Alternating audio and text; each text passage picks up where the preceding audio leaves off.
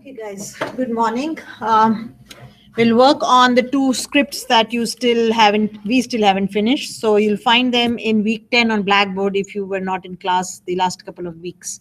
So they're called the beer script and the sports one, right? So I'll start with the sports one and then I'll go on to the next one. And next week again, kind of a review for joins and subqueries or your final exam, plus definitely more, right? So the review will be something more that we've done. I think I've covered everything that needs to be covered in this course, but I'll still double check, and if there is anything that is left, I'll cover it next week. Okay, but it's a review plus a kind of a practice if you would like to do that. Okay, so what are we looking at? So this is Friday. So I'll do both of them with you today, the sports one and the beer one. We'll start with sports just because it is bigger.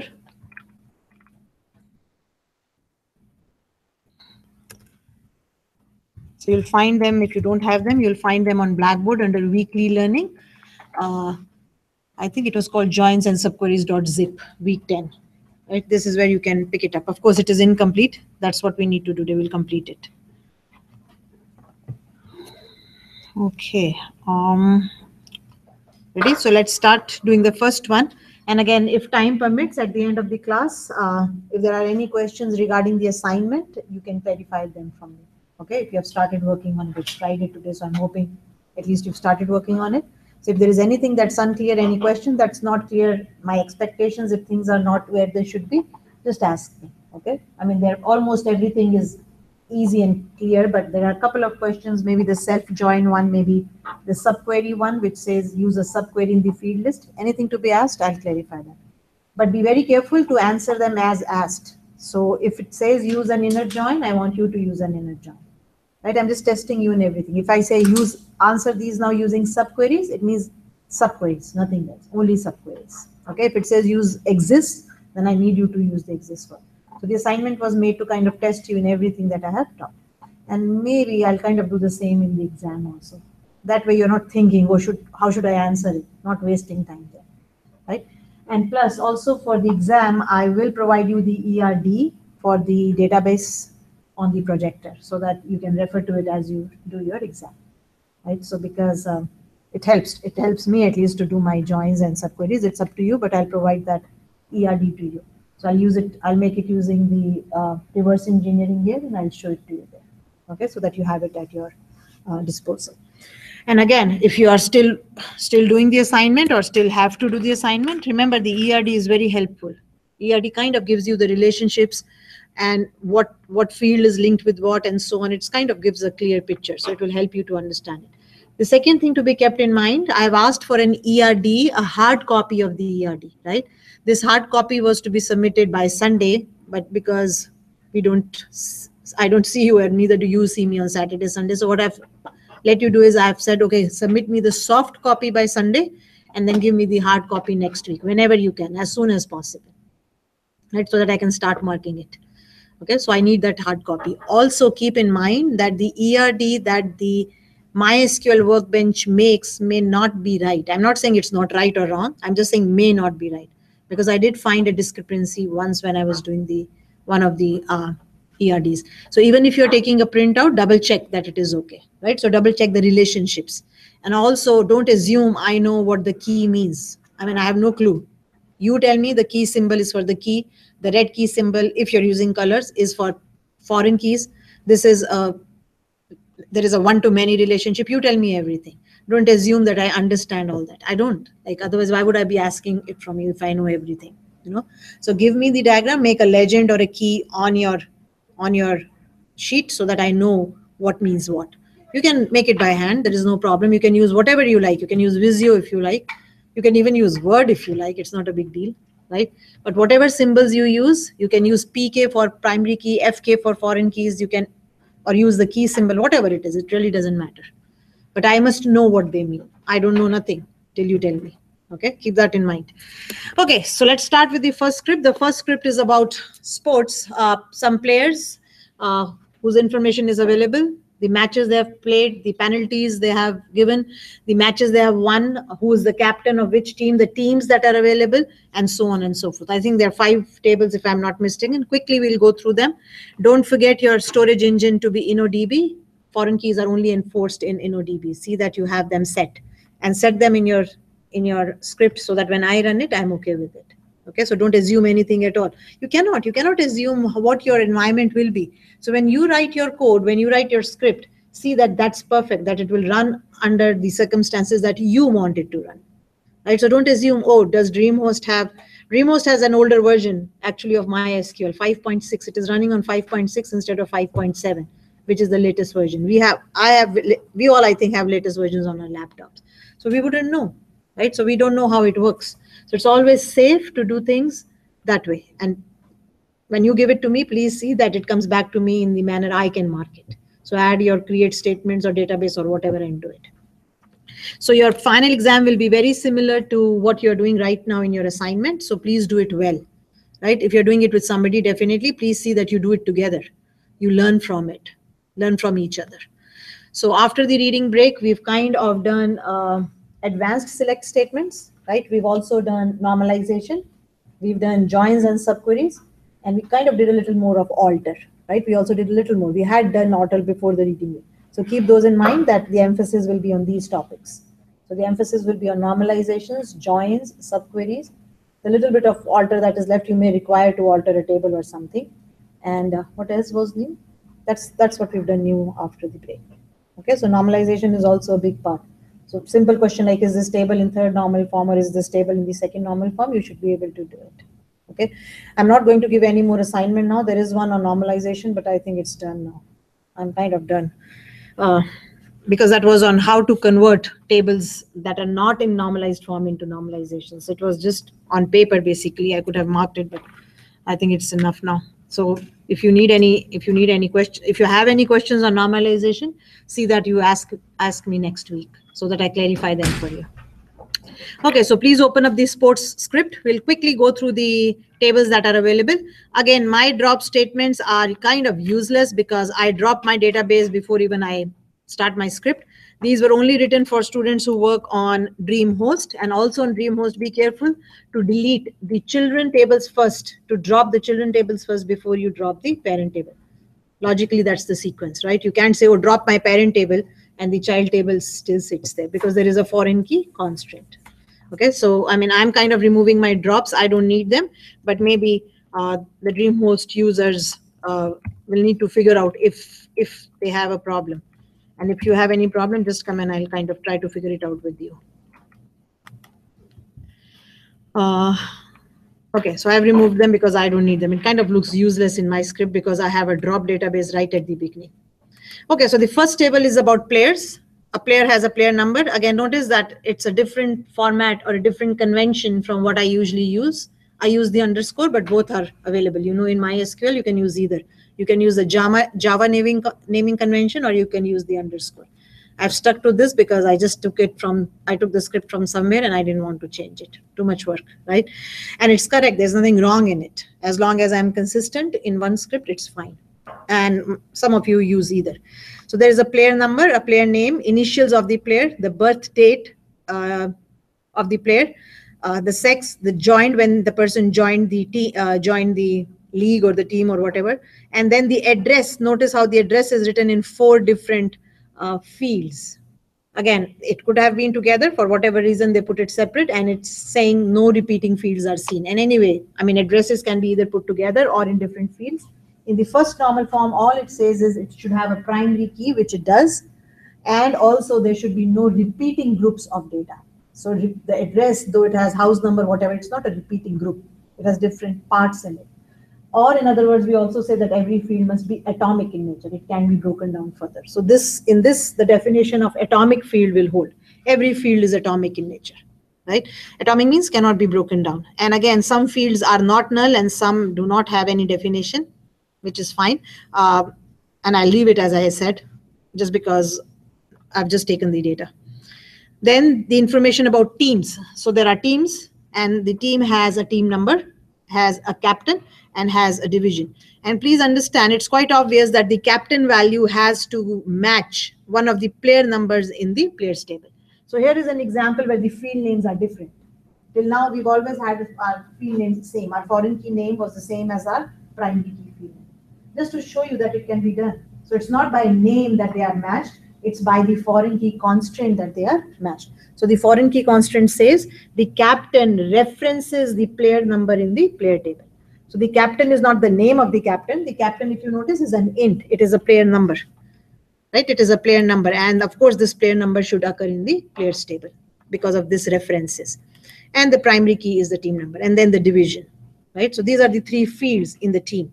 Then comes information about matches, the match number, the team number, if the team that played it, the player number, the won and the lost, right? And it says that match number is the primary key and player number is referencing that particular table again.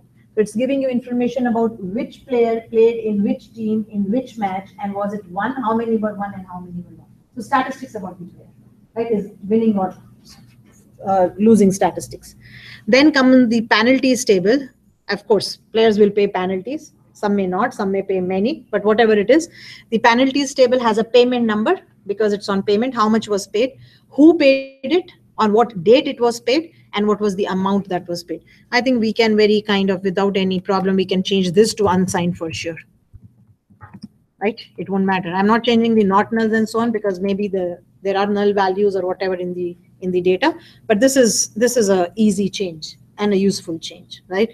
So the amount that was paid. So a player can have more than one penalties, of course, right? A player can have more than one penalties. So the player number is not a key here at all. The payment number is a key here, right? You could have used the combination also, player number and player payment number, but what if a player has more than one penalties in the same match? So is there a match? No, we could have made the composite key also as the key. We could have, but why should we create composite primary keys if a single field will work? So your aim should be to make the primary key a single field.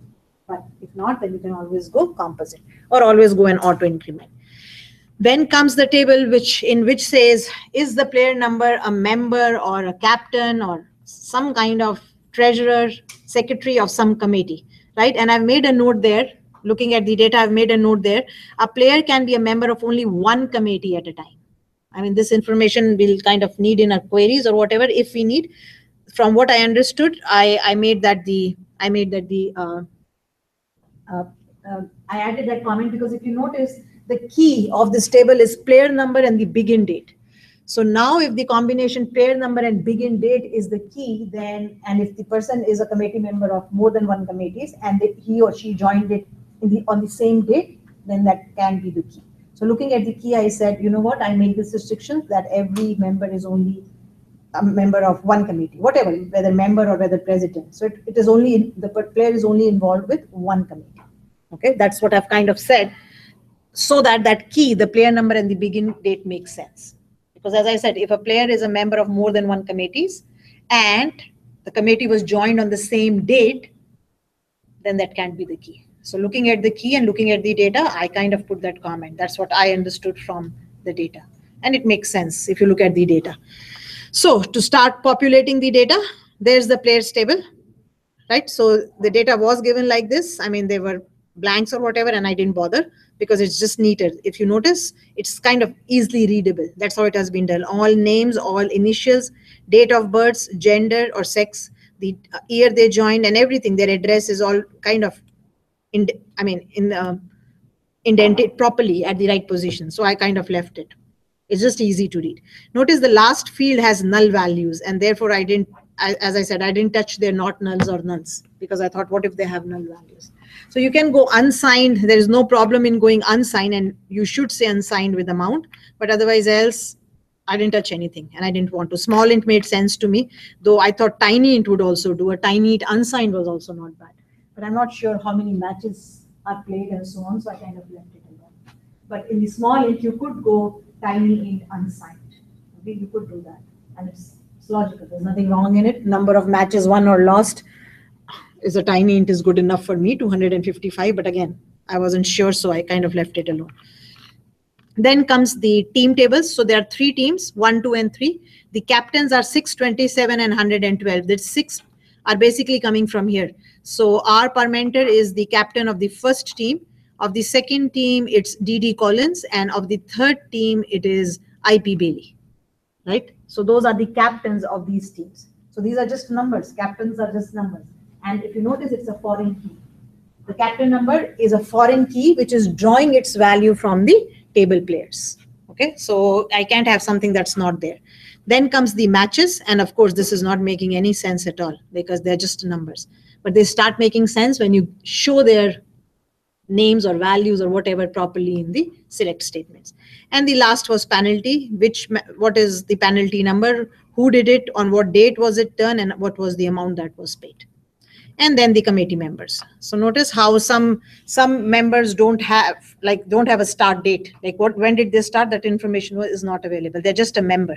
So if they're just a member, notice some have a date and some don't have a date. So I didn't make it not null. So because data had null values, I kind of left it alone. So what you're reading here is basically that player number 2 is, no, it's not the player number, it's the committee. What was the, somewhere we should have the player number also.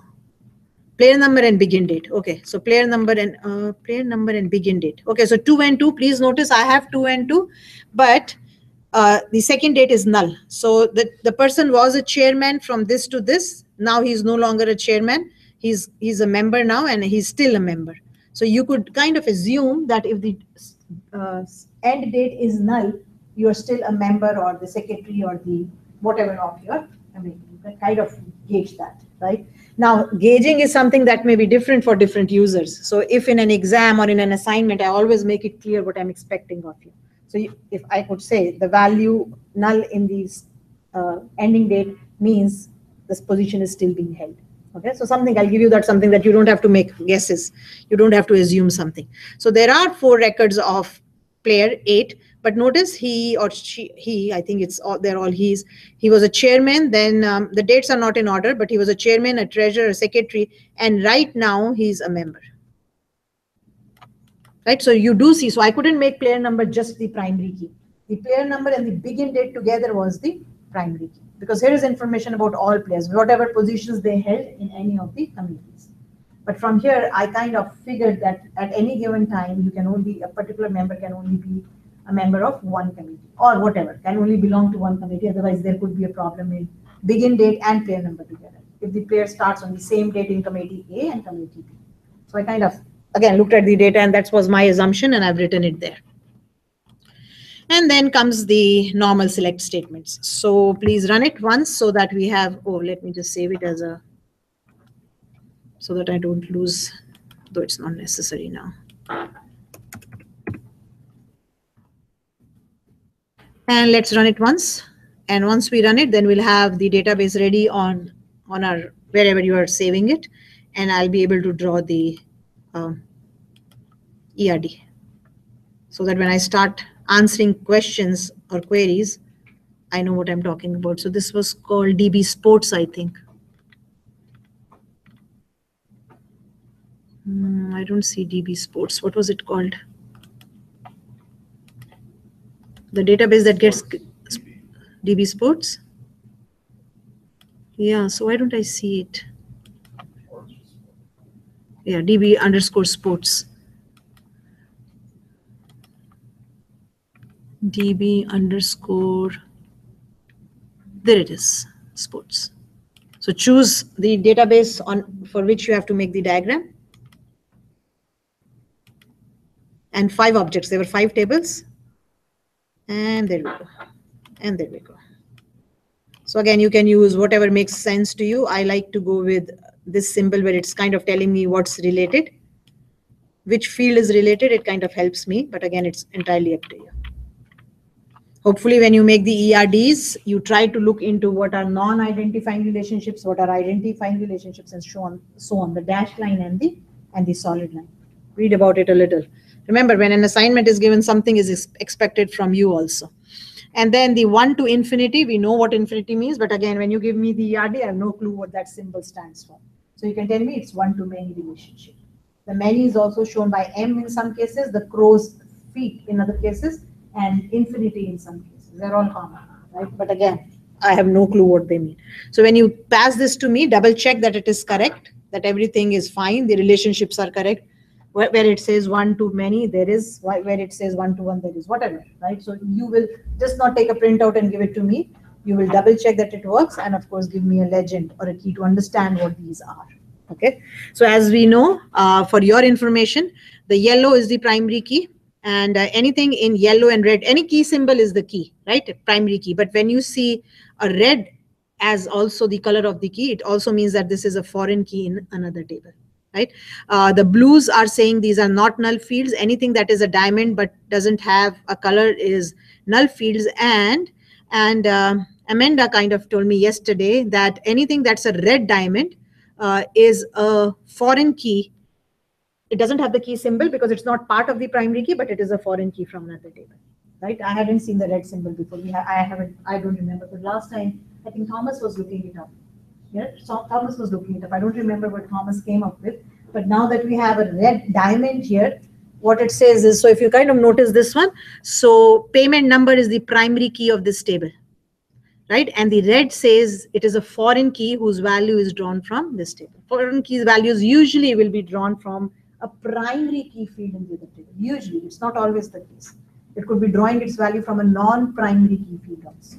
It could. But in our cases, we've always found this, that the foreign key is drawing its value from a primary key.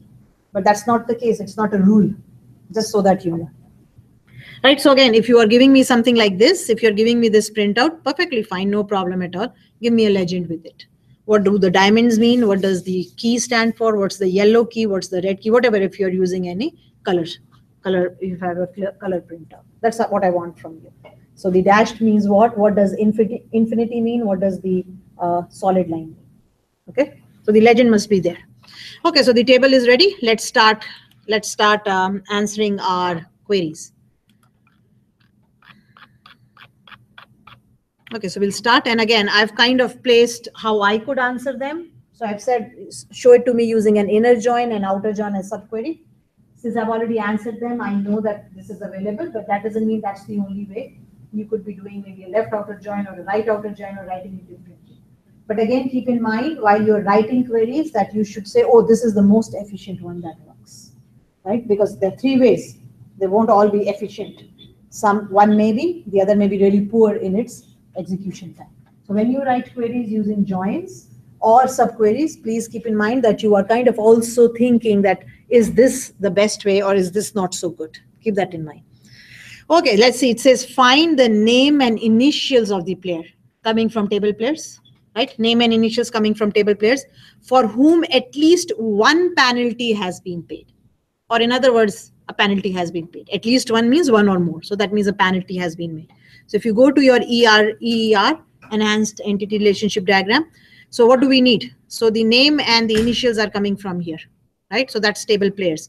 And the penalty information is coming from this table, the penalties table, because the penalty table says, oh, this is the payment number and this is the player who made the penalty. And this player number is present in the other table. And once I have the player number, I can get his name and initials, right? So definitely these two tables have to be joined. Now this says an inner join, so I'll go with an inner join, but then we'll say, oh, is it efficient or is there a more efficient way of writing it? Right? If you kind of think of it, maybe every player has a penalty, who knows, maybe. But assuming that not all players have penalties, the penalties table is smaller and your players table is bigger. And your aim is to find who has a penalty. So this is the table that has the information who has penalties. So it would be nice to make an outer join of this table and try to find a partner here, and it will be found. Anybody who has a penalty will find a partner in the players table. Vice versa is not true. So I won't do an outer join of players with penalties. I'll do an outer join of penalties with players. Again, which one is more efficient? Because penalties is people who paid penalties. So why should I go to players and say, did you pay a penalty? Did you pay a penalty? I should start from the penalties table and say, oh, you have a penalty, here is your name and initial. You have a penalty, here is your name. That would be the most efficient, right? Logically, definitely. But inner join is usually the least efficient because it just says join everything, whatever. And then these are the conditions. So a join is made and then the records that satisfy the where condition are picked up. So definitely it will take more time. But again, I'm answering it in all three forms. So these are the two tables, the table players and the table penalties. Okay, so let's start. We want the name and the initials, and just so that you have them and don't have to go back, it's called player name. The field is called player name and the initials are called initials. These fields are coming from the table. If there is no ambiguity at all, then I don't have to qualify them. So player name is only present in the table players, and so are the initials. So you don't have to qualify them till required. But again, it's up to you. If you like qualifying and it kind of makes it clear in your head, sure, go ahead and do it, right? And we want for people who have at least paid one penalty. So if they have paid one penalty, definitely they have to be in the penalties table. These are people who have paid one penalty. So I'm doing an inner join. I'm using comma today. You can use the word inner join if you like. I've been using inner join till now. I'll stick with comma today just to show you that it is another way of writing it. And where is your where condition now? How do you join the penalties and the players table? On player number. Right? You'll say, how do I know? Look at your ER diagram. Look at who is linked to whom. And you will notice that the player number here is a player number here. So definitely their join can only be done on player number. Nothing else, right? So come back. Don't forget your join condition. So I'm going to take this just because I have it. And its player number, and the field is called player number, oops, is equal to its player number.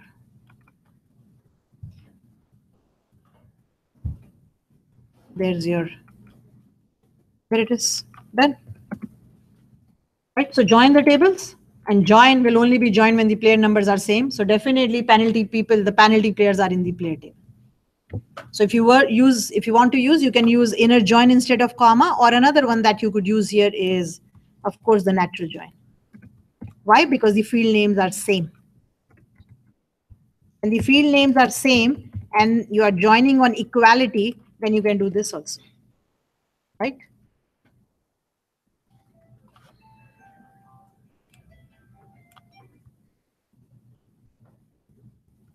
You are still stuck with inner join, which is perfectly fine. Whatever is clean, whatever is clear in your mind.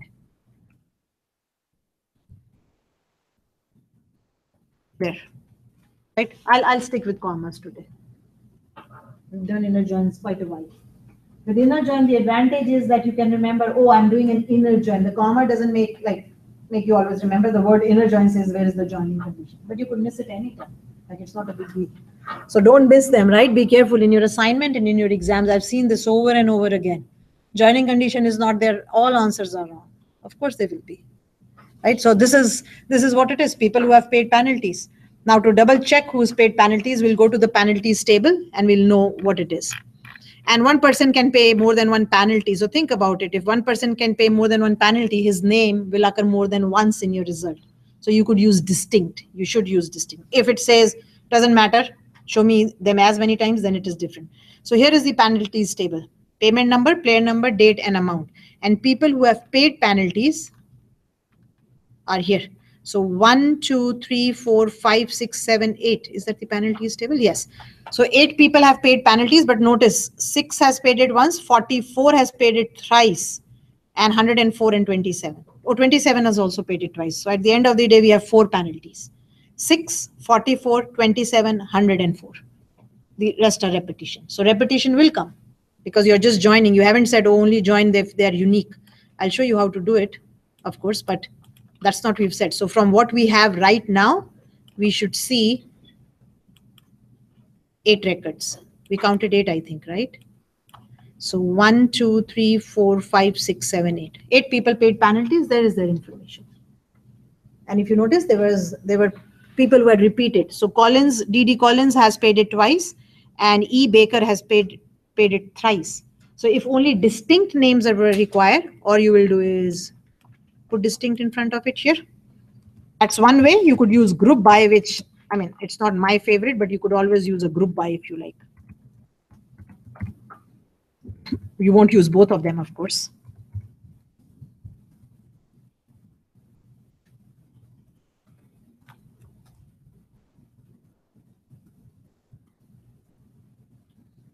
you could do this, right? So instead of distinct, there's another option. So put your distincts everywhere, because definitely, I mean, there are more than one penalties for some players. So again, the question will very clearly should say that are names to be repeated or not to be repeated. You can just kind of assume, does she want distinct or doesn't? So I'll be careful when I do it in the exam. Each person's name should only be shown once, means you need distinct. They could duplicate or replicate, you don't need distinct. Okay, and don't do either. I mean, if you're doing something redundant, you're going to lose marks. Be careful about that. Why should you do it? So there it is. The answers are there. We had 3 results. All 3 results must be same. And now definitely we should only have 4 answers because there were repetitions. 5. Okay, 5 answers. Yeah, 2 people had repetitions. Collins and Bakers had repetitions. Right. So there is the answer. Definitely it will be the same in all of them. Right. Again, if you would like to change the headings, please remember the way to change them is give the new name that you want in quotes if it is more than one word, or you can leave it without quotes if it is only a single word. Here it was not so necessary. It wasn't bad. If you notice, the column headings were called player name and initials, not too bad. But anytime you do calculations, even in your assignment, when you're calculating fields or using a subquery in the field list, please ensure that they have proper names. I don't want to see a formula there. I don't want to see a select statement there. That's what it will do. If you don't give it a name and you're using the select statement in the list, it will just write the select statement there. If you're saying sum this up, it will just write the sum function there. And that's not what we want, right? So as long as they're neat and clean, I'm okay. But anytime is there a calculation or anything else, it's not neat, see that you make it neat. Okay, now let's write an outer join. Again, outer join can be written in 2 ways. You could do a left, you could do a right. And which table do you place is also important. What should be the table that you have to start with and try to look in the other table? That's important. But just saying, oh, outer join is efficient doesn't mean that all kind of outer joins are efficient. So now, since we know that the people who have paid penalties, that their information is present in the penalties table, and I want to find their names and their initials, it's kind of obvious that you should take your table penalties table and make it the major table, right? And do an outer join, a left outer join. That's why I've placed it on the left with the other table, the table players.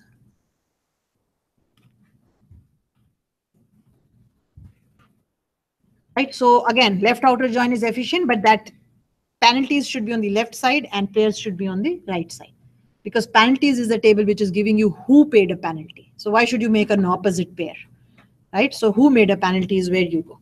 And of course, the condition is missing. So what will you join them on? There it is. Their player numbers should be the same, right? The player numbers should be the same.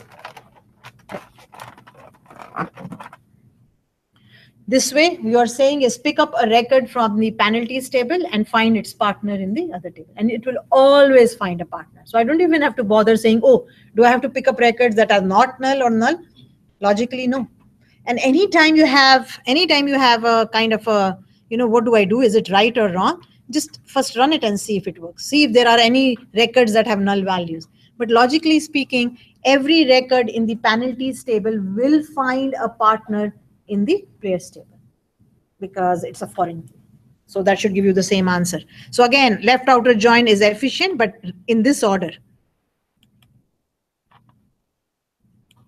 There it is, right? Same answer. So don't I mean, if you change the names, the positions of your tables, then it is no longer efficient. Try doing it, you'll have a different result altogether. If I say, oh, this table should be on the left and this should be on the right, notice what will happen.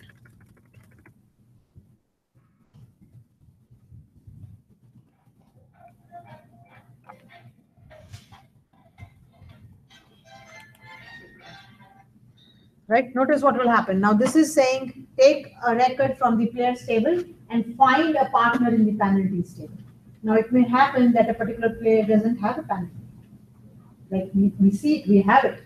In that case, when you see those records, you will see, oh, there is null. It will be a wrong answer. It will. So if I kind of, just so that I can show it to you, I'll do a select star, okay? Because you may not be able to see the player name and the initials, like you may just see the result will be wrong.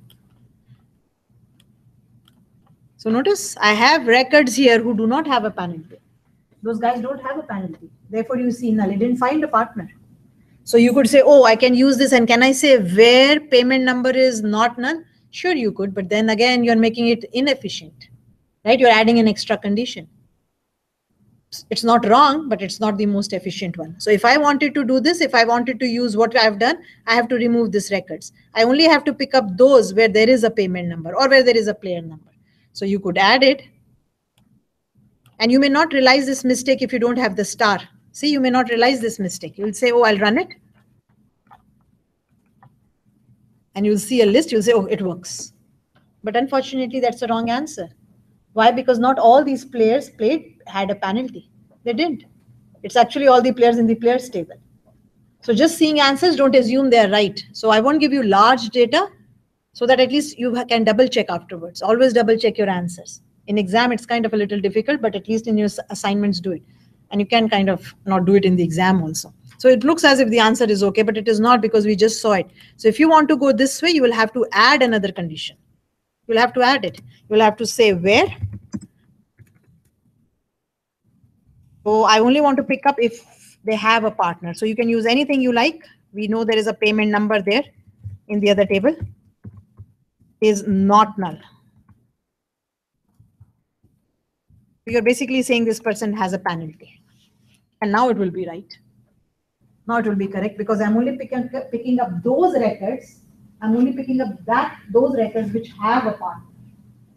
So looks, oh, see, I have an outer join, it's efficient. No, it's less efficient than your first version because it has an extra where condition. Where condition means will take time, right? That's all it means. So now when you run it, you should have, the answer should be right.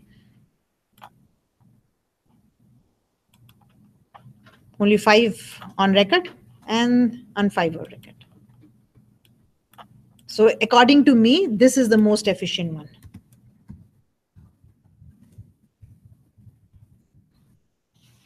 Right? Because logically, people who are paying penalties, I'm getting their name and their initials. That's all I'm saying. Okay, now the subquery. Subquery is kind of easy. Do it in parts. People who have a penalty, and then from the major table, find if it is in the other table. Again, it's less efficient. So let's do this again. Let's select.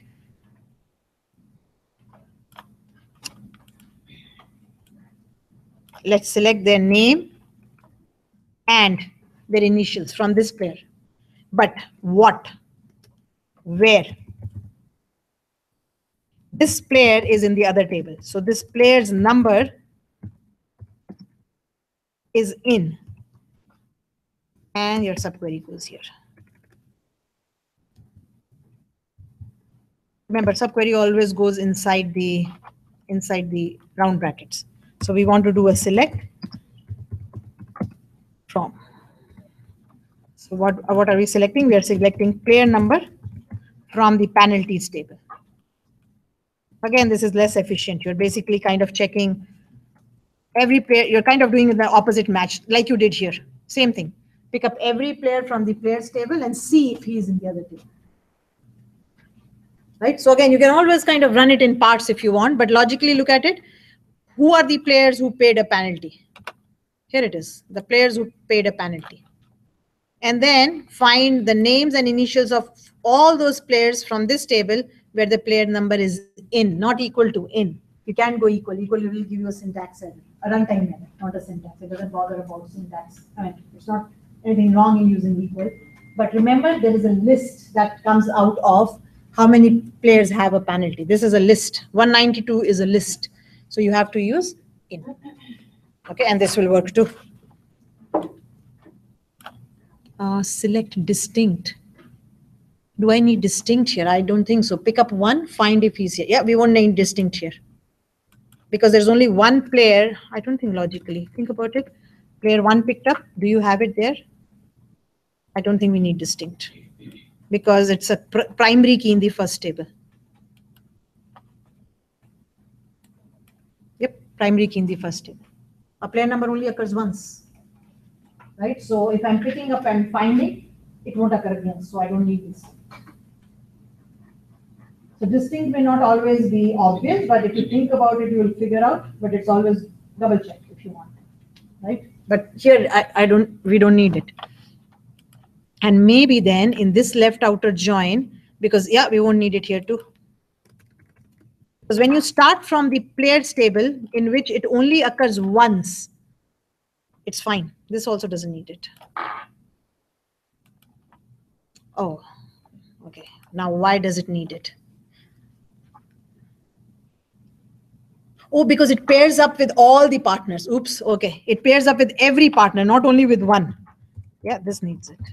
Yep, sorry about that. Left outer join pairs up with every partner. So if one is here and there are more than ones here, then it pairs up with everyone.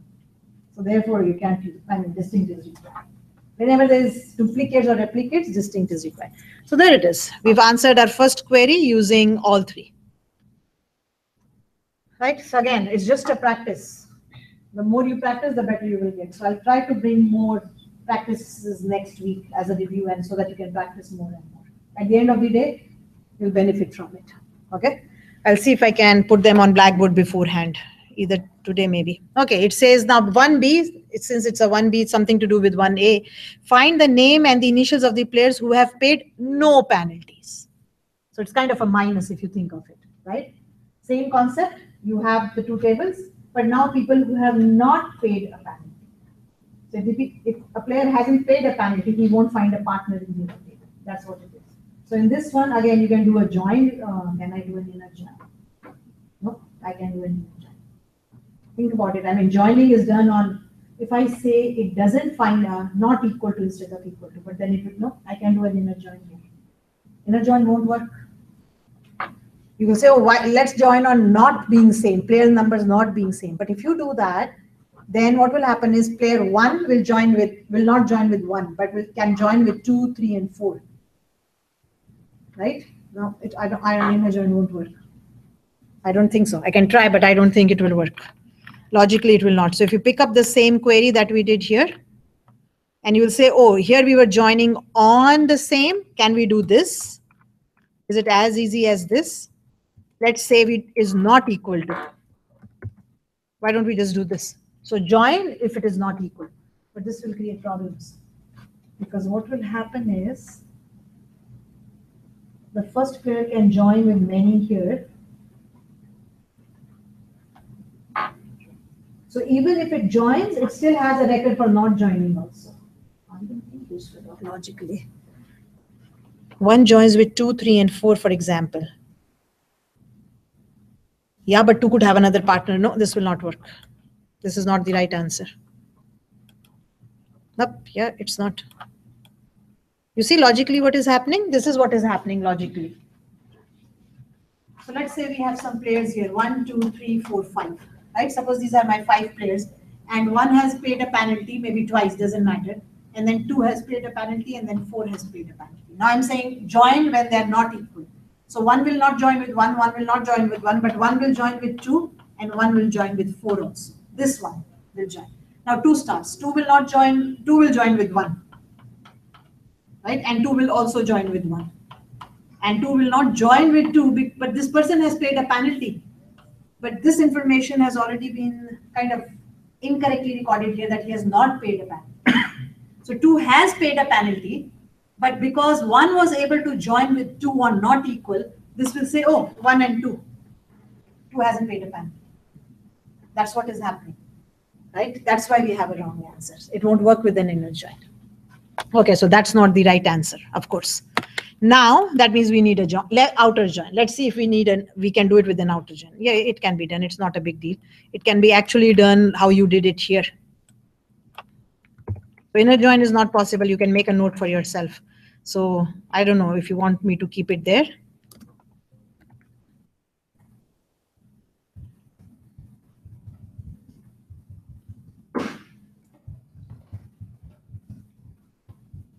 Won't. So I'll kind of keep it here, but I mean, it's incorrect. Okay, it won't. And now let's do the other one. We'll do it with the outer join. That's okay. I mean, it's a minus. What do? You start with players, join the players with the penalties, but now this time pick up those records in which the payment number is null.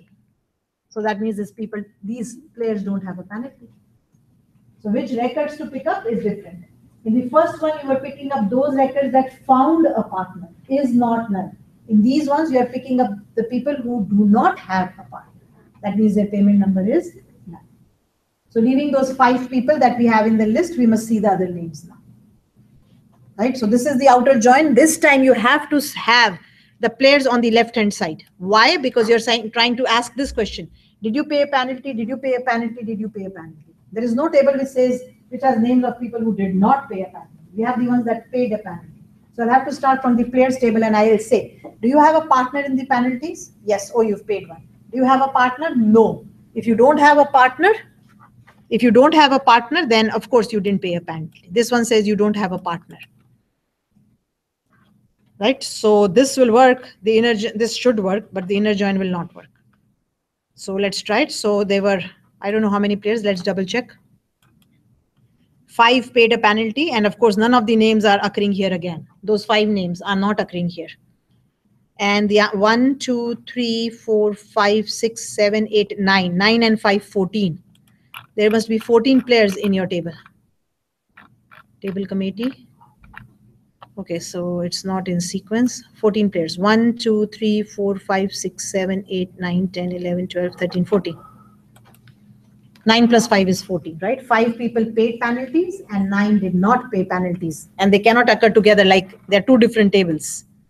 They're 2 different results. Sorry, not tables. They're 2 different results. And the answer is right. If you kind of compare the answers, they are right.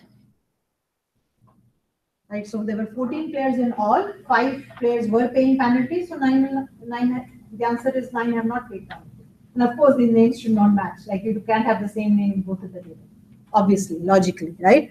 Either penalty was paid by a player or penalty was not paid by a player. So the answer is right. So notice here, I couldn't use an inner join. In the first time, you will say, oh, let me do a not equal to. Remember, that's the not equal sign. You'll say, these are people who don't have a penalty. That would be the most obvious kind of answer that comes in your mind. But it's not correct because of that situation that I showed you. So be careful. And now, do we have to give it in another way? Yep. This is an easy one too. If you do it with the subquery.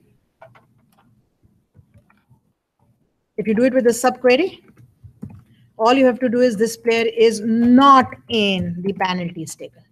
That's what the logic is, right? The player is not in the penalties table. So pick up the names and the initials of those players that are players, but not in the penalties table. That means these are people who did not pay a penalty. So this should work too. Sometimes if you find that writing a subquery is easier for you, then do it first so that you have the logic right. And then if an inner join or an outer join is asked, kind of then think about it. Okay? Because writing a outer join is kind of a little more thinking than a subquery. Subqueries are easy. Okay, this is what I have, this is what I want. Subtract the 2 kind of stuff. Okay.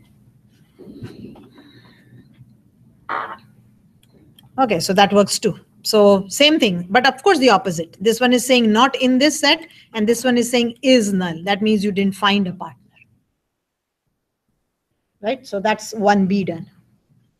Let me know if there are any questions, right? I kind of think, but if you say it doesn't make sense, tell me and I'll kind of show you an example of what I have in my head.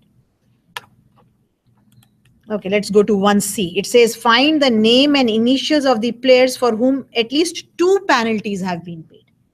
Okay, so the penalty was paid. So definitely 1A, penalties were paid. But the number of penalties are more than or equal to 2. Now here is the question. So that means I'll have to do some counting and I'll have to do some grouping. So I get people who pay them, then I group them. And in a group, if the count is greater than or equal to 2, those are the people who paid more than 2 or more than 2 penalties. So I should have 2 answers. Collins paid 2 and and one guy paid 3. Baker paid 3. So I should have 2 answers. So now let's look at who paid penalties. We already have that. You can take it from the left outer join or from the inner join, whatever made sense to you. But we just pick it up from here. So I'll pick it up from these people paid a penalty. All 3 answers will work here. I mean, I can answer it in more than one ways, okay? I can use an inner join, I can use an out. I mean, you can take all 3 from there and you can start doing it here. It really doesn't matter. Now, I don't want the distinct. I have to remove the distinct. I just don't want to see them once. That's not what I want. I want to say, give me everybody who paid a penalty. I picked up the left outer join, guys. You can do it in all 3 ways. It's not a big deal at all. You can do it in all 3 ways. If you pick up your answers from 1A and kind of use them here, they will all work. Let me show it to you all 3 ways. You just have to add a condition, right? Okay, so that was the inner join. I've brought the natural join down. That was my outer join, the better outer join, the efficient one. And let's see if I can answer it using subqueries also. I mean, I have the answer. I just have to kind of put a condition. Okay. And that's the subquery one. So I've got all 3 answers that I had in the first 1A. I've got them here. Now, let's start with the inner join. I don't want to work with distinct because now I have to count. Now I have to count. Okay, so I want to count. So what do you want to do? You form an inner join and now you group them. What should you group them by? You should, of course, you should group by something that is unique. So by their player number. See if there is any problem. Oh, okay. So we'll have to kind of qualify it. Player number occurs in both tables. Whenever there is an ambiguity, you will have to qualify. You can use your alias name if you have any, or you can just use the whole name. Okay, so I have grouped by. And now I only want to pick up those. I only want to pick up those groups where the count of that groups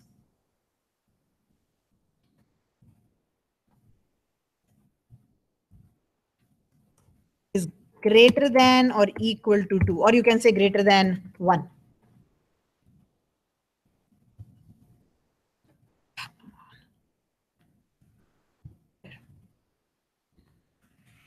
Right? So now find the player name and the initials. Group them by player number. I didn't group them by name, though names are unique, may or may not be. I don't know. They are unique in my data, but I don't peek in the data. I know the player number is unique. I know that. So group them by player numbers. So they'll come together. All player 1s, all players 2, 3, whatever they were, right? 6, 14, 27, whatever. And now if the count of this is greater than or equal to 2, that means they have paid at least 2 penalties. So we must have 2 answers. The Collins and the Baker. Those are your only 2 answers. One paid 2 and one paid 3. The rest of the 3 players had paid 1 penalty each. So I'm using the same concept. I said, who paid penalties? And then I said, did you pay more than or equal to 2 penalties? That's all I'm asking. So who paid penalties? I already had it. So this is not the most efficient, but who paid penalties is already here. And then I said, okay, let me now group you up. And after I group you, if it is greater than or equal to 2, my job is done. So I'll kind of repeat it here. In this one, I'll write greater than 1, just so that you see both are possible. I mean, there's nothing mathematically, logically, they're the same thing. Greater than 1 means greater than or equal to 2. So I again added the condition. So the left outer join was telling me who paid penalties, and I've picked up the better one. I've picked up the efficient one. Right? Who paid penalties? And then if the count is greater than or equal to 2 or greater than 1, my job is done. And again, remember to remove distinct. Otherwise, distinct will cause problems. Distinct will not, every group will only have 1 person. So you have to remove distinct. Therefore, distinct and group by, like, they do the same job. So you can't say distinct and then say, oh, I only want to do it once. Okay. And now in the subquery, these people have paid penalties. Can I do it using subqueries? So I get the name and the initials from the players table where the player number is in this set.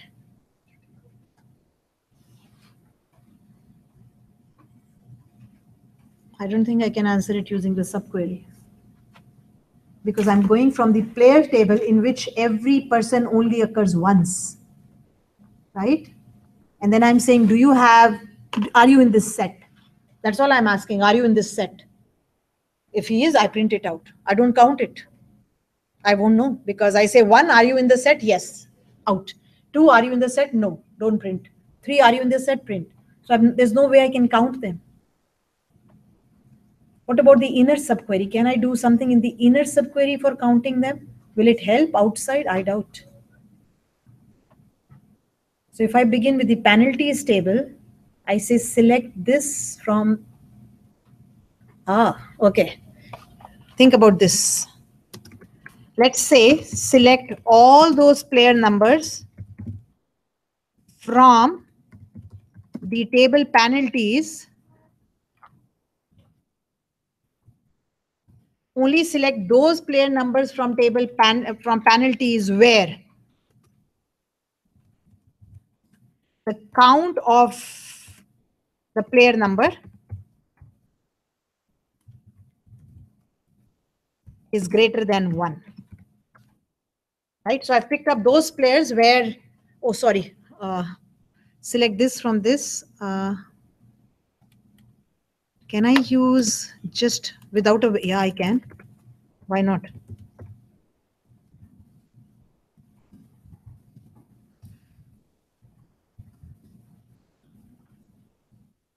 See what I'm trying to do? I'm trying to find out all players who are occurring more than once. That's what I'm trying to find out from here. So I'm saying select the player number from the penalties, group by player number, and count should be greater than 1. So these are players who have more than 1 penalties. And, now the and problem. The group by and can come afterwards. The sequence is select from where, group by, and count. I was thinking I'll find which players have more than 1 occurrence in the penalties table, pick up their number, and then match it with the player table.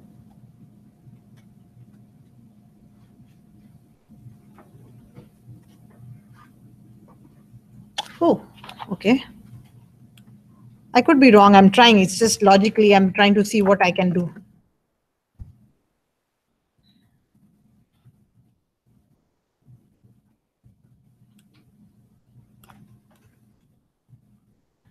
I think this will work.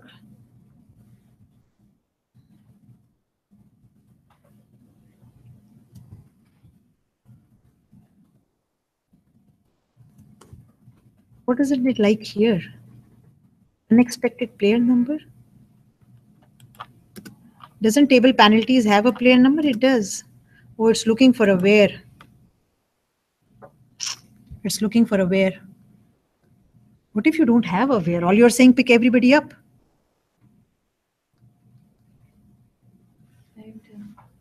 Are you done? Okay, let's see. Yeah, I see a syntax error. What do you have, Jishan? Which table goes first and which table goes afterwards? I have like put group by and having in this particular. Select player number from penalties, group by having. That's exactly what I'm doing, but I'm getting a syntax error because it doesn't have a have. That's all. That's what I have to write, but I'm getting a syntax error.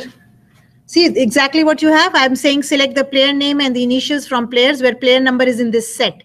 And in this set, I've said select the player number from the penalties and group by this, and count of player number is this. Isn't it the same that you've written? I have having, you don't. Oh, okay. Oh, I'm sorry. Oops. Oh, the word having is missing. Okay. Yeah. Here is the problem. I'm saying what is wrong? Like the word having is missing. So what have I done? I've picked up those players from the penalties table in which their count is greater than 1. So that means they paid more than 2 penalties, and then found their name. So I had to do a group by inside, right, in the inner query. So group by has to have having. Having is to group by as where is to from. Remember that combination. And you needn't have a where at all, right? You don't have to have a where. You have to have a select and a from, but you don't have to have a where statement, a where clause. So you can work without a where. And I'm thinking, why is it complaining? The problem was not there. The problem was the syntax error here. So having is the condition you want to put on group by, if you can remember that. So you're saying group them up and now only pick up those groups where the count of those player number is greater than 1. Right? So this should again give me 2 people. There it is. Again, all I did was I picked up 1A and I added the group by and the having at the right position. Okay, so in this one, it's in the inner subquery. Because pick up only those players that are more 2 or more. So because Collins and the other one were occurring 2 and 3 times, it picked up only those player numbers. So this set is important. I only picked up those 2 players, nobody else. Okay, so that takes care of 1, A, B, and C. I'll do another one and then I'll give you a break, okay? Oh, same as question 1A, but use the exists operator. Now keep in mind, now an easy way of doing exists so that you know. An easy way of doing exists is you kind of take the inner join. I mean, you have to join those 2 tables and try to, and the subquery and try to do it together. Okay, that's the trick. Because what is exists? Exists is a kind of an inner join in the subquery, and the inner join is done by the table that occurs in the outside, but there is a join inside, an implicit join. It's done it's done for you how you write it. And then it says, are you in this table? Okay, so see, pick up your subquery. So this was my subquery. I'm only doing without the, and I'll tell you the trick. I mean, this is my trick. Necessarily, it may not work for you.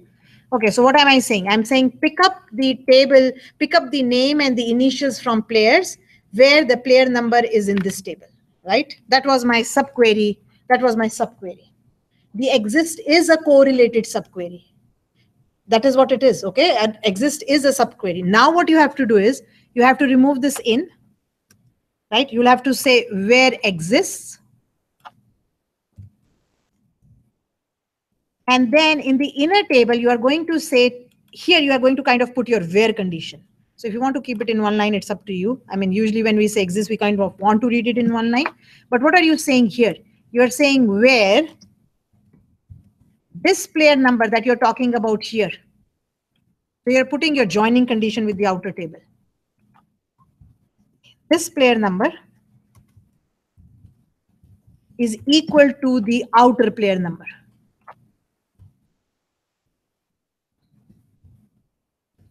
Today I'm not using alias names. If you notice, I'm going with table names. It's more work, but whatever. So I changed the subquery into an exist clause. So write your subquery first and see, of course, you see which are the 2 tables that are involved. And write the joining condition of that 2 tables inside. I added a joining condition. Right, I added a joining condition. Now there is no ambiguity here because this is coming from this table. The ambiguity is when you have more than 1 table. You don't need to qualify this one at all. So you're saying, now think about it, what it is saying. It is saying join the tables, penalties, and my player. Right? I have a join. You can kind of think of all the records are coming in this group. Now you say, go and pick up only those name and initials such that they kind of exist in that join.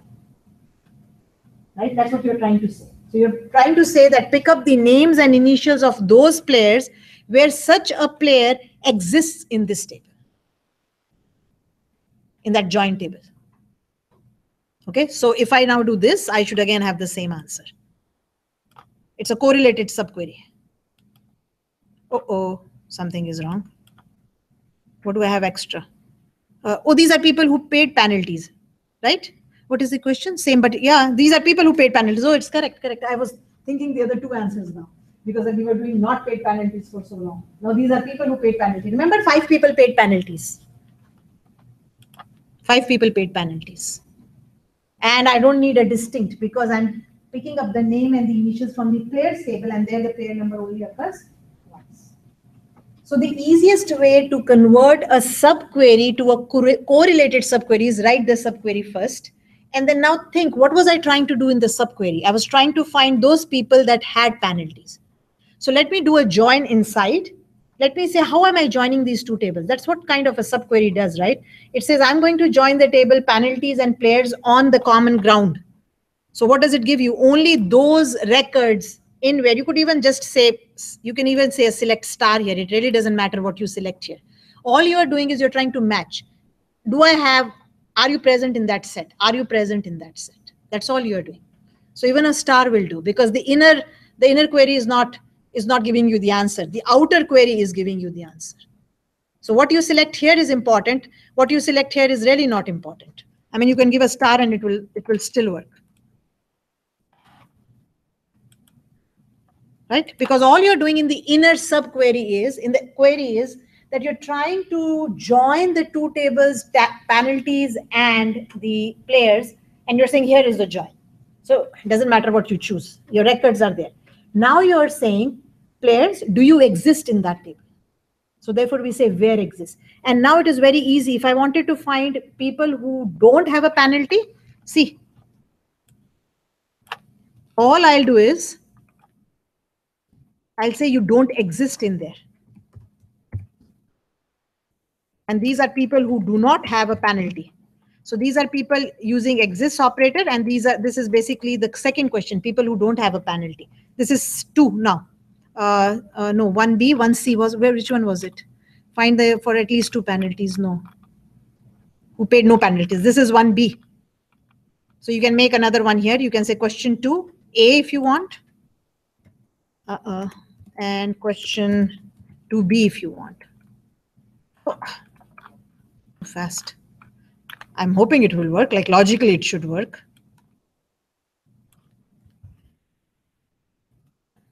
So these are people who did not pay a penalty. So this is same as 1B. That means people who did not pay a penalty, but in here I'll have to use the not exists one. So think of the logic again. The logic is the same. Find people who paid penalties in the inner subquery, right?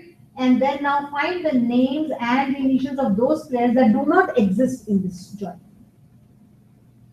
So exists and not exists are subqueries. That's the first thing you have to keep in your mind. There are subqueries. So write your subquery and then manipulate it. You will not need an extra select or nothing. All you have to do is you'll have to form a joining condition inside with the outer table. That's all you'll have to do. And replace the in or the not in by exists and not exists. Maybe now you can do that, right? That's how you work. That's how you can think about it. Yeah, you did.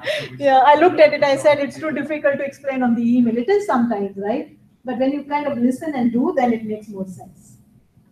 So the exist and the not exist are correlated subqueries. Keep that in mind. Write your subquery and then kind of say, this is what we want to do. Okay.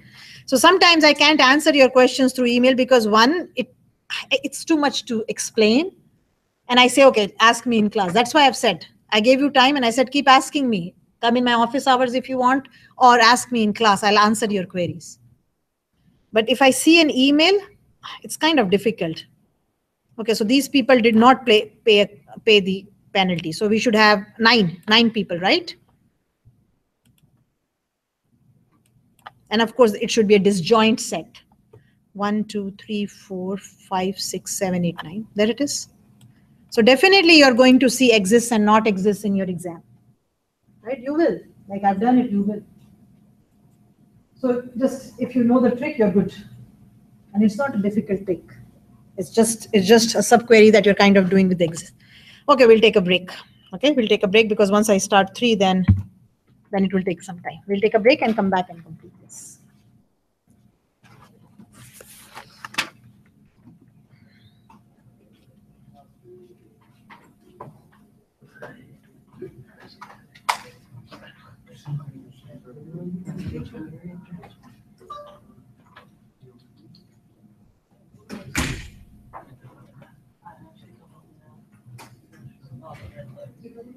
What is the question? But that's not using the subquery, right? Yeah, this is the question. Okay, using an outer join. But that's here, what we don't need. Well, at this one here, no? But that subquery started with 9, so I don't know what this answer is. Oh, okay. So I'm gonna have to do that then? I don't know, like I don't, like you don't have a question there. What does it say? Using an outer join display all customer numbers and all their orders existing. And that's it. All I've asked. I've said use an outer Okay. join. Okay, so no, like I'm just assuming that because here it says subqueries. Oh no, no. Now the subqueries start from it. Oh, okay. 9 onwards, answer them Oh using my subquery.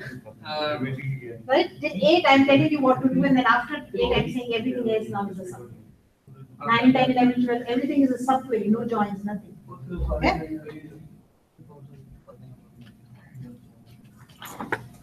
Ouch.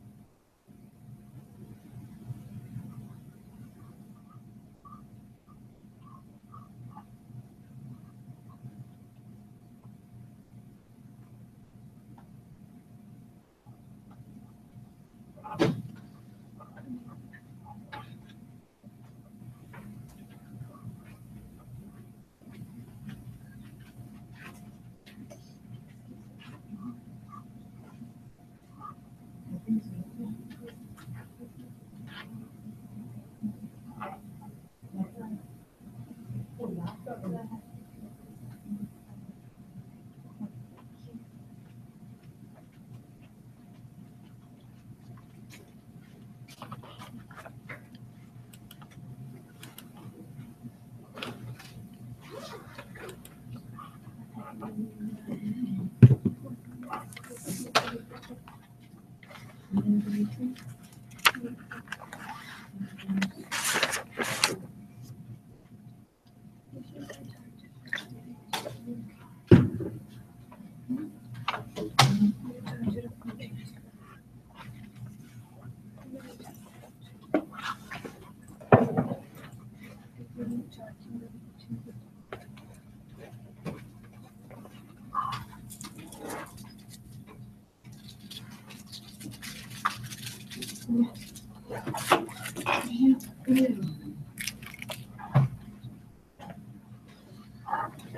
we submit this, we're submitting it to the data that you already put to the SQL, correct? Sorry? We're adding your code to the SQL stuff, correct? Yes, yes. I take my code, everything, and just add the, so you add comments in my code, Yeah. and then it's just the access. Right.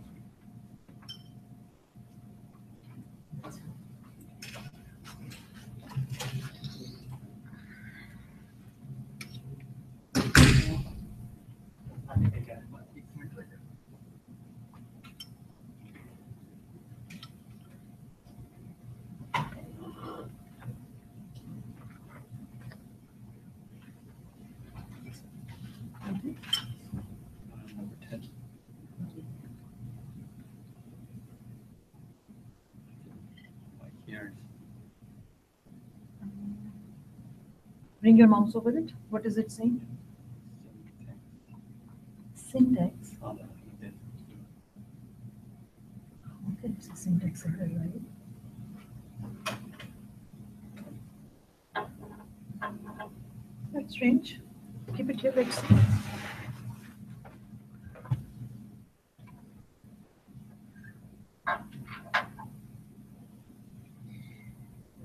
Do I have to click it to see the error?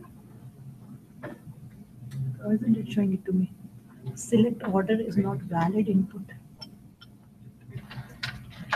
Okay, was it called order number?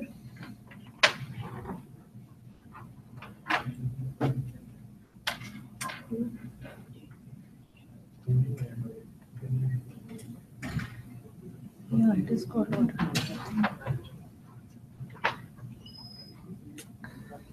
Go ahead.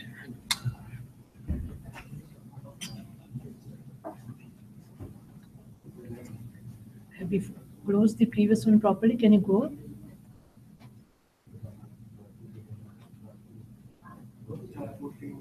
Why is it saying that? Just retype it, remove it and retype it. Maybe some control character got pressed. Just remove it and do it again.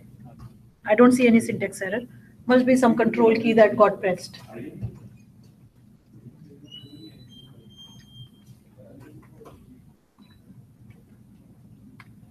Can I speak to you about that assignment after class? Yeah, sure. Anything to ask something? Yeah, I didn't even know what was going on. Did we go over the assignment last week? We are doing joins and subqueries. Mm-hmm. So that's all the assignment is about. Okay, and I don't have a partner, so But the announcement said, let me know by Wednesday. I know I didn't even know we started the assignment. But it was posted last Friday or Monday, I forget. It was posted on Friday. Yeah, it was an announcement on Blackboard. Okay, because we didn't go over in class. I mean, assignments needn't be gone through the class. You know what? Like if it is not an in-class, it's a take-home. I'll just say, here is the assignment. Mm-hmm. I didn't know. I thought you'd go over the assignment before we started it. So there was somebody looking for a partner, but I don't know if it's Friday today. I know there's like 3 days left. Yeah, I mean, it's not as if you can do it. It's not the end of the world. Okay. I can Yeah. still do it in 3 days. Oh yeah. Okay. Oh yeah. Because I was. Don't I do so many things in 3 hours in class? That's Right? true. Yeah. Why not? You Okay. can. Don't worry about Okay. it. Okay. I was a little worried. But No, you can. Okay. It's not a 3-day assignment. It's a 4, 5, 6 hours assignment. Okay. Oh, it's fine. You'll do it. I'm only thinking that should I group you up with the other person who was looking for a partner, and if you want to do it together, but it's the weekend, so I don't know. Yeah. I might be trouble because travel, or I don't know if I have to travel. Okay, just do it. Okay. Yeah, you can do it. Don't worry. Okay. Thank There's you. enough time. Okay. Thanks. say that, I remember Ray Tom in Makerspace, he did his third semester. He was doing some other fun game. Otherwise, you have to, you are on performance, first year, right, second year. That was my very first option. Yeah, like you can either do your own, and I think you can, I guess there's more options, you can find a co-op during the co-op term. Found it, so. But yeah, I have no idea how that board doc works, but yeah, you can either basically not do anything, you can set up your own company for your own co-op, or you You guys can, can select any of those, you get rid of one semester. That's been probably It's a co-op. One of my other You comment can on hear it's like not things basic, so with that's that, yeah. that doesn't work, because I have something there, but it's like you have to tell them by the way you run co-op. School doesn't notify them to say like, hey, they're in skill like part of their academic curriculum. Don't start charging the interest shit yet. But you have to tell them. So there's a written process to get up to on the 15th of August. And you have like, so I'll read it in a second. Yeah, it's a trap. You talk to like financially. Yeah. I have to go see them again. I think I'm going to see them next Thursday. I'm just wanting to go through all the paperwork and shoot and all that. Is your tooth out? I have 2 impacted wisdom teeth that really don't want to come out. Now I get to go see some, I don't know, really cool specialists that's can cost me like $3,000 to get.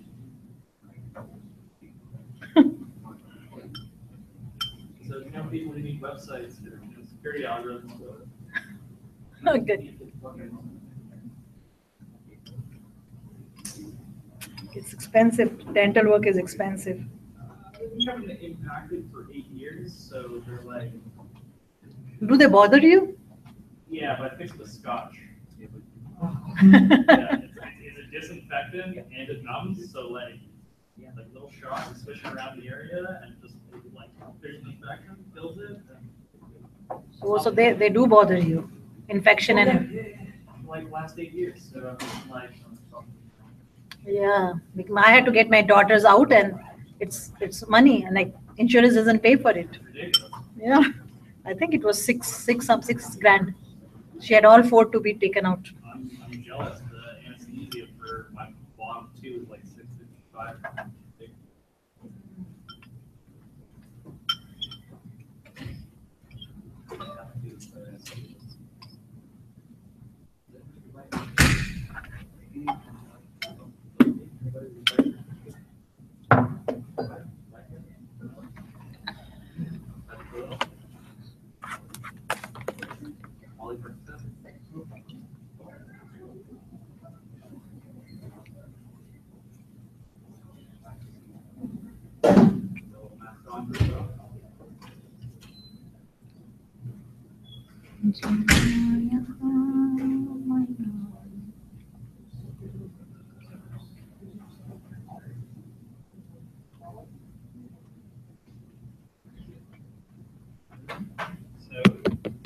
I'm not gonna have a chance to talk to you about this before we submit this. By the way, it's Shemaine and I. Total surprise. The actual diagram. That's what you're looking for, right? Yes, as long as I know what those 3 lines mean, the crow's foot, right? So just let me know that means a many, and that needs a one to many. Put it one to many or something on it. I'm not sure what you mean. You see how it is showing the crow's, it's called the crow's foot here, right? Yeah. But I wouldn't know what it is. So for me, say it means Yeah, one it's to the many. flow of information from Yeah. here to there. Yeah, but the relationship is one to many. Okay. So when you have one on one side and you have that foot on the Yeah, other yeah. side, so you have to tell me what it is. I wouldn't know. Do I have to define what the many is, or can I just say one many? You can say one to many. And Okay. can I just put it like outside of the Yeah, you can. relationship? Yeah, Okay. and then you have to tell me that this means a key, the yellow one. Okay. So I don't know the symbols. Keep that in mind. I don't know what the symbols are. I have faith in you. Too. I have faith that you can recognize a key symbol. No. So I don't know nothing. Okay. So just tell me what the key is, what the red diagonal, what the red box is, what the yellow box is, whatever. So Okay. just tell me. Okay, but And that essentially that is what you're talking about. Yeah, that is what I'm talking about. But double check that all relationships are showing correctly. Yep. Is it a one-to-many? I checked all the relationships because From the data or from the design of the table? Yeah. yeah. So data grip actually provides a much better diagram, and it's much more diverse and like extensive. What provides it? Data grip. It's, Data grip. Okay. It's a do you know like it's a company that makes IntelliJ. Oh, okay. They have a suite for every type of Every coding type, you can okay. do, and they're phenomenal programs. We'll just put this here, but with the newest update, which I have, and you can't roll back, it will not export as a PDF. Oh. So see, like it's much Oh. more intuitive. Yeah. It explains everything. It like Okay. organizes it perfectly. It tells you which is which. It highlights where. And it doesn't export it. Nothing. It has the option to export it. It just doesn't actually save it. So like unless you want like a screenshot, which is going to be like this big. Yeah. Yeah. So then you know if what is right, what is wrong. Yeah. Exactly. Yeah, Okay.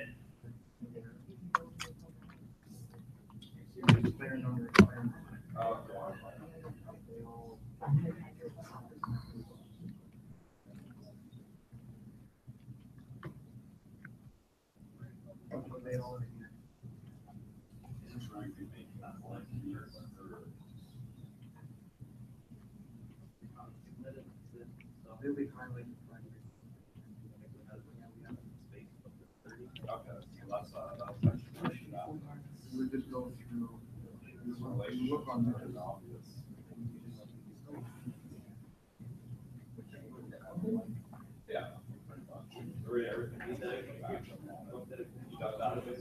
Yeah. Yeah.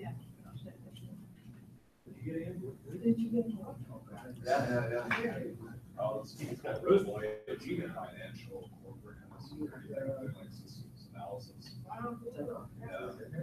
Is it in Oh, it's in Fawn. Well, I drive pretty far anyways, so like it's. Yeah. Bradford's, yeah. You guys find stuff yet, or? I got interviewed from one, it was media suite. They started paying and then they changed their mind. So I applied with them too, and then they sent me an email saying, "No, we're not paying." And I'm like, nothing to do. I still went for the interview because I was like, well, because they said they go where I get a job, I was like, okay, I'll do part-time, and that's worth it. and Get credit. something right. And when I was able to use a lot of CSS, which we didn't learn too much, honestly, like. Pretty light, yeah. Pretty light, we only had one course with Scott Fuss. Yeah. Like, we used a bit of it, other of the. Yeah, and Scott kind of rushed through just the basics. Yeah, so it was stuff I had, like, programs I haven't even heard of. He was asking, like, okay, I guess you won't really know it, like, no. I'm like, I'm before writing, not let this happen. What did they talk about, like? They just, it Like was jQuery, things like that, or like JavaScript and. JavaScript? Okay. Oh, they were asking like different pros and cons of changing things, CSS like that. I said, well, we use both, but I don't know. Oh, yeah. They both. We were here with touch JavaScript. Yeah. Pros and cons. Both suck. Yeah, and they just asked about these two other programs I've never even heard about, I forget, like CSS Box or something. Oh, yeah. It's two of the things that just So they're really in the web. really in the lab, yeah. And what really threw me off with the interview was like, he didn't even know that I was in computer course. Like, you didn't even raise our engineering cover letter. Let's figure it off. He's like, so what year are you in? It's like, I'm not prepared. Like, just like, throw it off. Just like, I'm not gonna work here for no thing. You don't even know anything about me. Well, You go to media suite? Yeah. Yeah, I didn't even want to go, but I was, it's not paid, and I was like, oh, I guess I'll just go. They agreed to pay him and then changed their mind. Not only did they agree to pay me, they agreed to give me a job. Okay. This thing right here. Okay, so find the description. Which part? Okay, so select description. Yeah. From table part where the description is in. Yeah. No, not where the description is in. You want to find the description of that part which is in that order. They're obviously leveraging their business So think what it is saying. It's saying find the description of each part in that order. So what's your logic? Find the part numbers in that order and then find the description.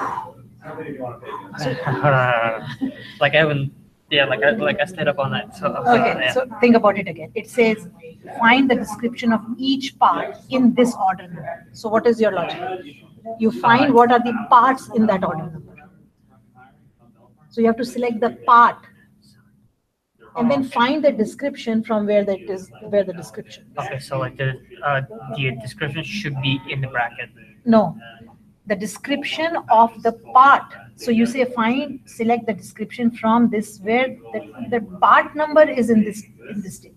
Okay, So I want to find the names of the students who are in my class. So first find the student. So first find the part number in my class and then find the description. okay. Okay. Okay. Okay, guys, let's start this then.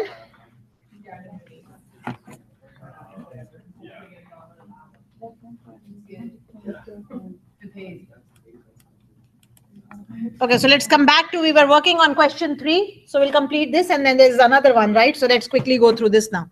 So it says get the player number of the captains. So that means I need the captain numbers, right? Kind of. Remember, captain is a player. Get the player numbers of the captains who have incurred at least one penalty using a subquery, I say, but then I give you all of them. So maybe you can just remove the using a subquery. I give you all solutions. So this person has a penalty, that's 1, but he's also a captain, that's 2. Right? So penalties, so I need the player number of the captain, just the player number of the captain who has incurred a penalty. So basically what? Kind of think of it, go back to your EER. So these are persons who paid a penalty, right? If this guy, if this player number is also a captain, then I want his number. That's all I want. So people who paid penalties, are you a captain? Yes, what's your number? Okay, that's what I want. Okay, so let's go back here. So let's start with join. So definitely the player number of the captain, just the player number. I'm going further and is saying name and initials are also required, but that's step number 2. It says the player number of the captain who has incurred at least one penalty. Think about it. What do I need? Which table or tables do I need?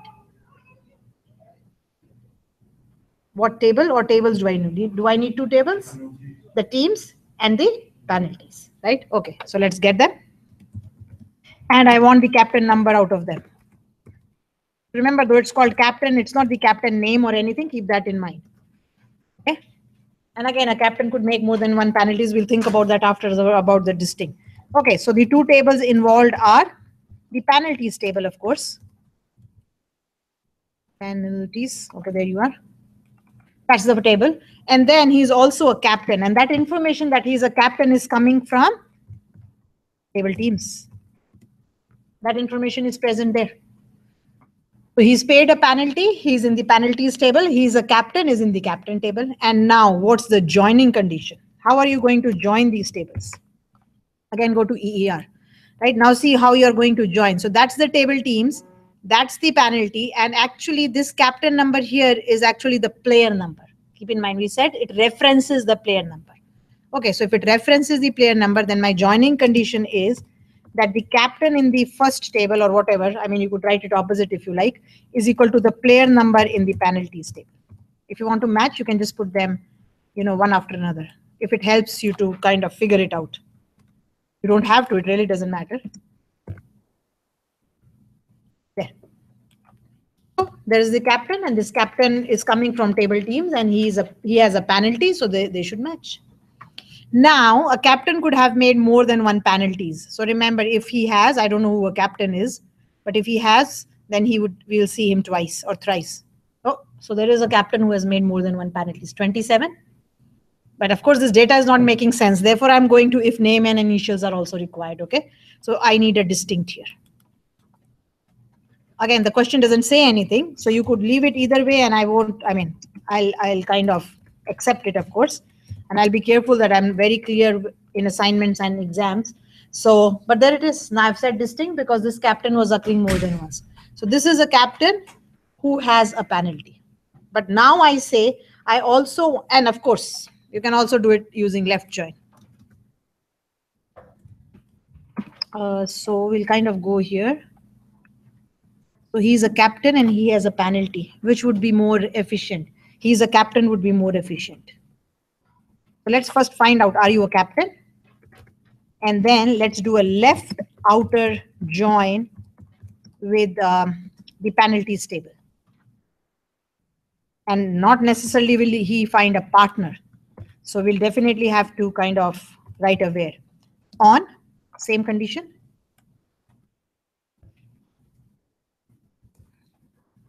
So fields may not be named the same, but they are the same. You'll have to kind of go and look at the table definition.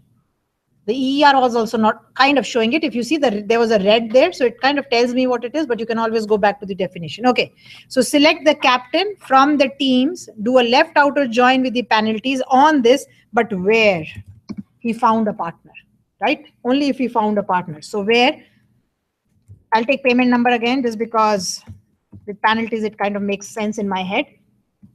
So if you found a partner, there. The payment number is not null, or the player number is not null, or whatever. Right? So these are captains who have penalties. So we already know the answer, 6 and 27. And there it is, 6 and 27. The distinct has removed the 27. Right? So that's the join. Now it says I also want the names and the initials are also required. So it's not a, like, if you kind of think of it, it's just doing extra work on it. So as soon as you see extra work, that means you need an extra table. So we'll take it from here. So the number is not required. I'll keep it there for now and then I'll remove it. So it was called player name and it was called initials. Right? And since we want a third table, join the third table here. Table players. Now, since we have joined the table, there will be another AND condition. Okay, so now who's joined with who? Players with penalties, right? Players with penalties. Okay, now I'll have to start qualifying them. Players with penalty.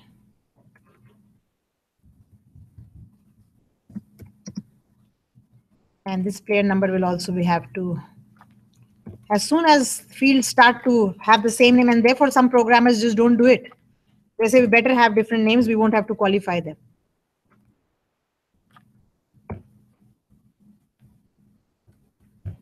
Sometimes it may be just helpful to go in steps. What doesn't it like? Oh, 2 dots. Copy and paste without here. Right, so I already know who are captains and who have penalties. All I've done is I've added their name now. So now this should give me 627 whatever. And there it is. I don't want the captain number. I'll remove the captain number. It just said name and initials are also. So also means it is required. There it is. Right, so so sometimes, as I said, even if the question doesn't ask, you can go in steps and that will help you to kind of figure it out. But this one kind of went in steps. Okay, so it said if name and initials are also required. Now, what about the left outer join? Can I still do it in the left outer join? I'm sure I'll be able to do it. The only thing I have to now remember is I need I'll have to change it a little. I need the name and the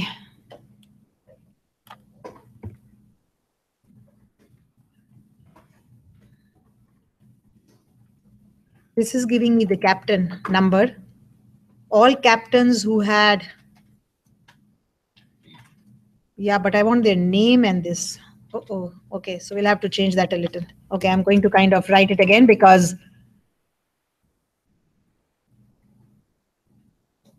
and keep in mind, I write distinct once. I don't write it in front of every field because if the captain is distinct, automatically the name and the initial will occur once. You don't have to say distinct, comma, distinct, comma, distinct. Automatically it will work. Now the names and the initials of those people who, I'll have to change my left outer join because I can't get their names from here. I mean, I can do it in a subquery, but not in, I'm only saying joins. If it is only joins. Do I have subqueries afterwards? Yeah, I have subqueries afterwards. So this will have to be changed. Okay, what do I want? We'll have to get the name and initials. Oh, Control Z. Names and initials. I'm not even sure whether we can get the number. Anyway, we'll see how it goes. So whenever I have this table, I'll have to use that table in my from. So I can't do an outer join with the other one. Okay, now let's see. Efficient way. There is a captain there, and there is a join there. There is a captain there. I think either way we'll have to kind of use one. He's a captain. You can get that. You can do a left outer join of anything actually. Okay. So let's do a left outer join of a penalty was made. Or you know what? Maybe this will be better.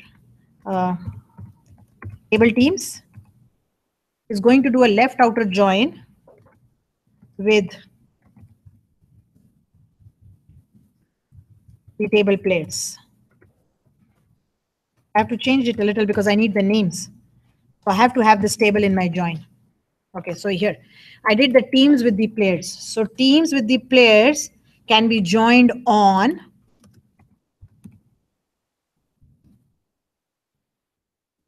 this player number. Table teams was called captain. Okay, it was called captain. So there is no kind of ambiguity. Is equal to this player number. There was no ambiguity. I was just calling it player number. I said, are you a captain? I only get their names, right? I say, are you a captain? Now do what? Now do what?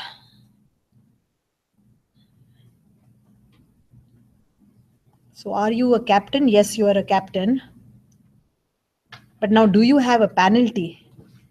Do you have a penalty? Do you have a penalty? So if you have a penalty, or maybe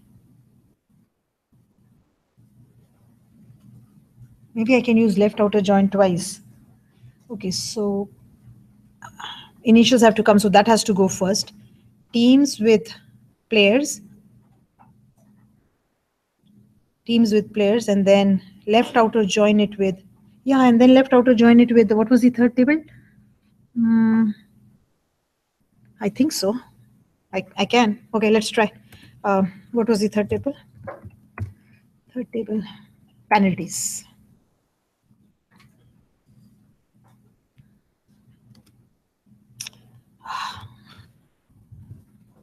And on penalties,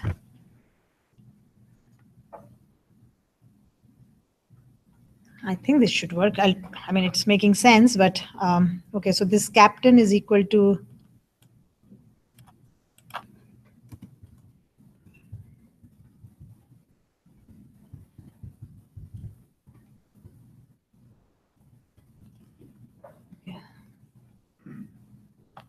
again, ambiguity, there is no ambiguity, but I'll kind of write it here.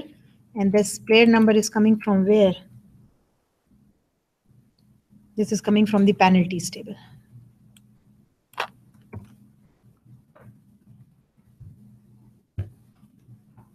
I think I can do it only using left outer joins also.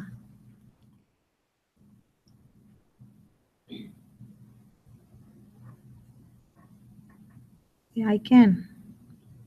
Anyway, let's see. I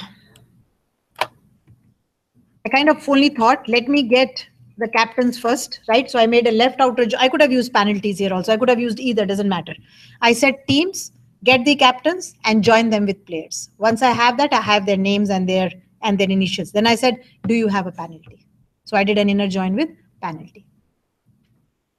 That's all I did. And again, I'll have to use distinct. Otherwise, this player will come more than once. I think this will work. And I can do the other way also, but let's see. So these two are initials. Okay. Yep. See what I did? I said, I thought which one should I put on the left-hand side? I have two options. I can put teams or I can put penalties. I can start with either because both of them are smaller than the players, kind of assuming it, right?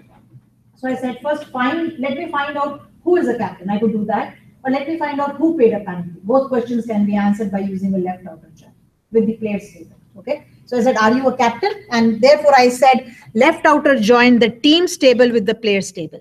And that was my joining condition. The player numbers have to be same. And then I said, now I have the captain's names. Did you pay a penalty? Do an inner join with penalty. Right? Or you could have started with table penalties here. You could have done the same thing and it would have worked too. Go ahead, Ravinder. We can't put the inner join in the form statement, like after the. No, you cannot. I don't think so. You want me to try? Logically, I see what you mean. You're saying just say left outer join, inner join. Here, right here. Yeah, that's what we are actually doing, but I don't know. Syntax wise, I don't know. I mean, I've done left outer. Yeah, I don't know. I really don't know. Because when I have that inner join here, remember this on has to say, do I go with the left outer join or do I go with the inner? I could try. I mean, it's not as if it's, I mean, it's only a syntax thing, right? It's logically, you're not changing anything. So Ravinder is asking, can't you just join this? I was actually thinking of outer join, but anyway, he's saying, can't you just join this here and put an and here?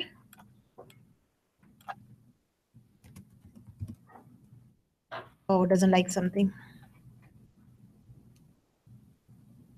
Maybe and is not allowed. Let's see, what is it saying? What is it saying? Syntax error is not valid input at this position. Syntax error, end of file is not a valid input at this position.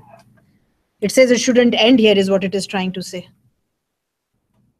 Or, you know, instead of and, that's the problem. The problem is I'm using left outer join and inner join and on is, anything you see, Ravinder? Yeah, because we are doing the table players inner join with table penalties and the condition is table teams dot captain. Oh. Tables penalties. But you see, what I'm trying to do is I'm trying to join this table first, and then I'm trying to join it with penalties, no?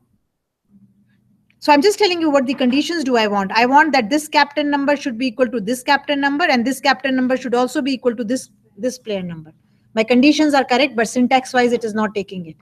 So it's not kind of thinking I have to join the first two first, and then I have to join the third one. So I think you have to go join on or where, join on or where. You know what I'm trying to do? The inner joins are okay. If you wanted to do inner join as many number of times, that's not a problem. So it works when you have commas, or inner joins as many number of times. But when there is a left and a right, I think that's what it gets confused with, is my thinking. So logically, we didn't change anything. And I can't do anything here. I don't know if I can do a where here, but I can try because, no, it doesn't like it. But those are my conditions, right? I want to join this and this using this condition, and whatever I have as a result with this one. So syntax wise, it is not allowing me to do it. Logically, I know what you're trying to say. And as I was saying, you can do the same thing here. You can start with penalties here. You can say, oh, I'll start with penalties. You can do that too. So you can start with penalties, and in penalties, then you'll have to just change this penalties captain. Oh, penalties player number. Yeah, we'll have to just change this then. So this is your joining condition for. I just thought, let me find who a captain is and then go from there, is what I was doing. Or find who has a penalty and then go from there. Both ways it should work. All I did was I changed this. Instead of finding out who a captain is, I first found out who had a penalty. So I did this and then I said, okay, now you do an inner join with the other table. It should also give me the same answer. Yeah, so that was my thinking. I know what you're saying, but syntax wise, it is not allowing me to do it. Because like in the form statement, we were in joining the result. The table players with the table team, but the condition was with the team. Yeah, but how do you know what you, how do you tell it? Can we put it in brackets? What do we join first? So if I pick this up as you are saying, and I put it here as you say, you're saying add inner join here, right? That's what you said? You said add the inner join here. Okay, makes sense. Now, how does it know that which is which joining condition? Oh, the two ons are working. The and was giving a syntax error. But how does it know this has to be done first? And after that, this has to be done, or this has to be done first. It could be either way, right? Now, I don't know if there is a default priority, inner join happens first. I don't think so. They're not operators. You know what I mean? But it's not showing a syntax error this way. Not an and or a where was not doing. Two on conditions were doing. Maybe it just goes left to right then. Do you want me to try? So syntax wise, it was creating a problem. No, there is an error. Unknown column. Oh, unknown column it says. Team captain in on clause. That's because we take the second statement as the inner join of that two tables. So the table pairs. So you think this is being done first? No. No. Like when the left outer join is done, after that, first statement is taken as the left outer join. Yeah. First on statement, and when we are doing the inner join, Yeah. the second statement is taken. So that's why there is in the inner join there is table players. So we have table teams in the. Do you think it is that way? I doubt, because I mean, I think it's a whole question of who comes first. I mean, it's just a hit and trial. You can try it if you want, but logically, I think, I mean, because either we look it up as to what happens first, and I have no clue. I've never looked it up because I've never done this way. No, I still have an error. Now it starts complaining about this. It says there is no captain on Teams. So I don't know. I won't try it because it's kind of a hit and trail. But these ones are logical, right? I said find who the captain is and then join it with the other. I was thinking if I could do a left auto join twice, because that would be better. And I am thinking it can be done, and I'll try it. Yeah, so we can try that. I can try that because I think it will be efficient. So find out who's a captain, and then again do a left outer join with the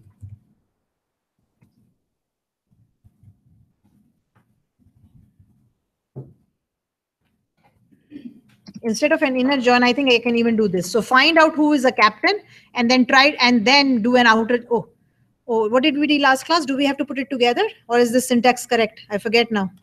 You see, when you try to do things, okay, it does work. Oh, but the answer is wrong.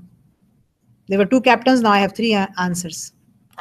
Okay, so what I'm trying to do was wrong. But see, this is what I'm trying to do. Who is a captain? I'm trying to say who is a captain. So I get whoever is a captain, three people. Then I say try to make an outer join with penalties. Oh, you know what? Partners. It's not wrong. It's incomplete. This person has paid a penalty. It's not wrong. I mean, it's incomplete.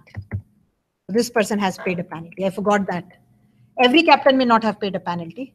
So get the captains, get their name and initials, and then do an outer join with the third table and say, have you paid a penalty? Even this will work. And efficient than inner join. So have you paid a penalty?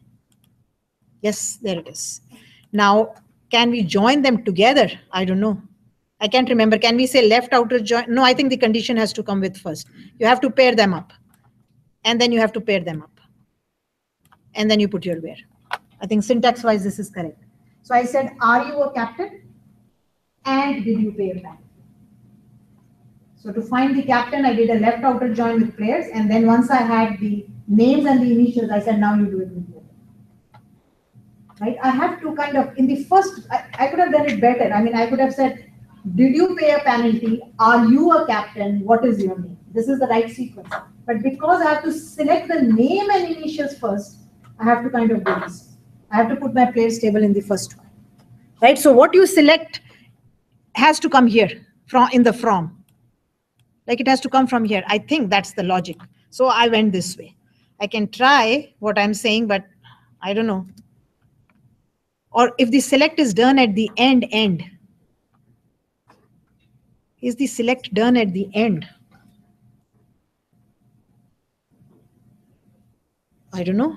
If the storage engine, like how does the engine work? If that's the case, then I could go this. Let's see. Find out if you have a penalty and you are a captain. As we were doing before, find out if you have a penalty and you are a captain. Penalty spelling is wrong. Penalties. I'm not sure. I'm thinking because I need these fields from that table, I need them here. I could be wrong. Maybe I don't know how the engine works actually, right? Because there are no kind of rule. There are no, oh, this has operate. This will happen first. This will happen second. But there should be. I can look it up to be very, very clear. And then I do. Am I making changes in here, right here, where I should not?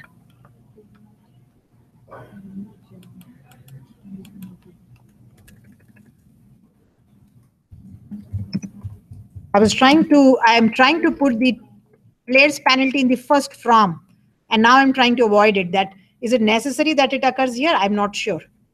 So we'll know for now.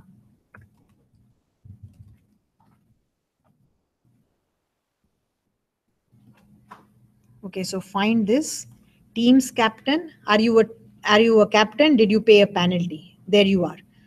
And if you're a captain and you paid a penalty now, okay.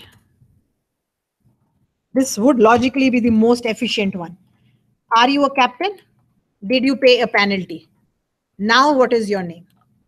But I'm not sure that because the fields had to be picked up from this table players, will it want to see the table name here? I'm not sure. Like syntax wise, I'm not sure.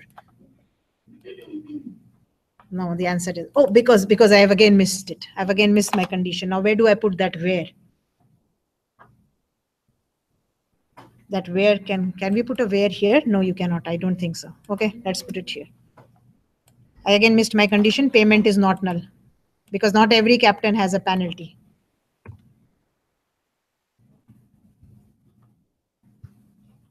Okay, syntax wise it is okay. Logically, this is why I was trying to do. I thought, but because I was initials names, yep, it does work. Okay, so here guys, I was thinking because name and initials are coming from the players table, that name should come in the first from.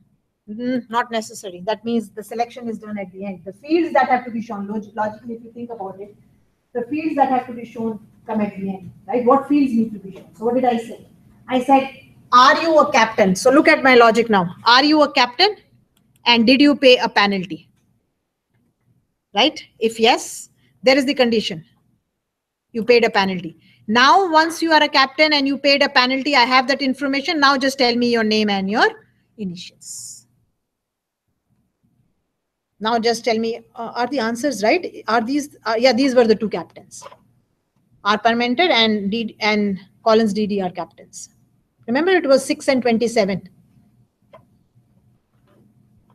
So it is the same result. My thinking was that, oh, because I'm selecting these, the table name should occur first in the first from. It's not necessary. So when it is joining, it's doing star, star, star. At the end, it says, okay, give me the player number and the initials. So do you see the logic? Are you a captain? Did you pay a penalty? Give me your name. That's how logically it should be. I just was putting it in different combinations. So this is the most logical one. Captain, penalty, name, and initials. So that kind of tells you now very clearly that this selection, what fields to be shown, is not bound with what tables are you selecting from if you have more than one joins. So this seems to be, to me, it seems to be the most efficient one because I'm doing left outer joins throughout. So the inner join one will definitely do more work, right? So you can kind of put them in sequence if you want, but I think this is the most efficient one. Inner joins definitely take more time. I could be wrong, but my logic says and my experience says that this will be the most efficient one.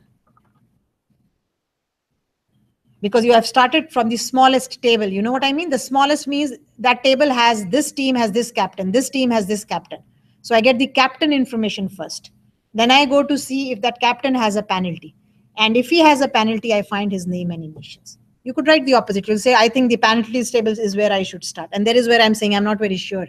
We can't say what will be the size of the tables. So if the penalties is bigger or smaller, you'll say, oh, what if the captains don't make penalties? Of course they make penalties, right? There's no rule which says, oh, because he's a captain, he has less penalties. I don't think there is any such rule. Penalties are penalties. So I said, are you a captain? and did you make a penalty? So I did a left outer join on this condition, and the where will always come at the end, keep in mind. Syntax wise, you can't put it in the between. You cannot. I tried it last week, I think I remember. If you could see them together, it would make sense. I think there was a problem. Yeah, you can't put the wheres in between. The joining condition. They have to go like this. There it is.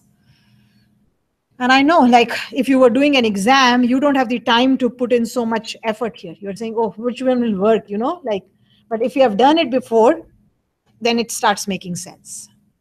So always start the question, what am I looking for and how should I go? And that's exactly what I did. Now it says use a subquery. I've forgotten what the query was. Get the player number of the captains who have incurred at least one penalty. Okay, at least one penalty. Subquery. He should, the person should be a captain, he should be a captain, and he should also have a penalty. So who is a captain?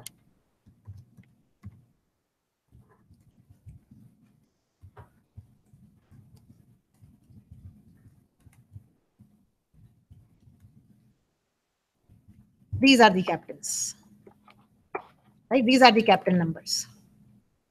And again, I'm going only first the number and then I'll add name and initials to it. Same, I'm doing the same thing.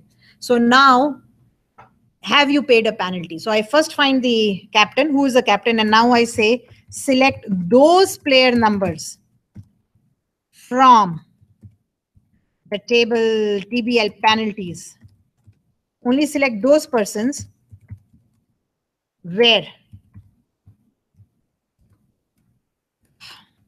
spelling is wrong for penalties. So select only those player numbers where this player number is in this set. Oops.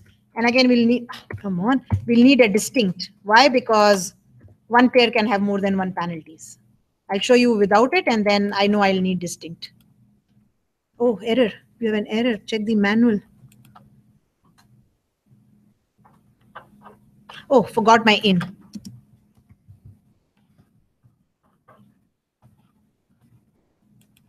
See, 627.27. And now I need a distinct.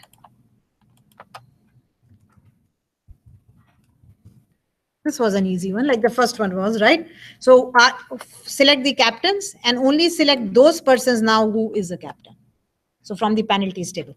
Now we want their names and initials also. And sometimes you may not only be able to do a subquery or join, you may have to do a combination. That's also okay. But I'll let you know that what is required, right? So as I said, in an exam, I'm not saying give me the most efficient one. Nobody has time to think, right? So I won't say that. Give me the most efficient one. I'll say give me this or give me this. Okay, now this person's names and initials. Oh, names and initials. Okay, so select the name. Oh no, it was called player name. And the initials from the table TBL players such that the player number is in this set.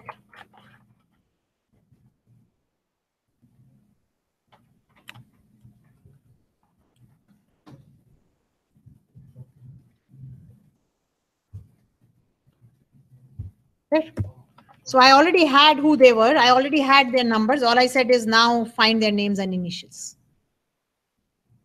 So in that subquery, I only added another one. I wanted their name and initials now. So I said, okay, get the name and initials from the players table.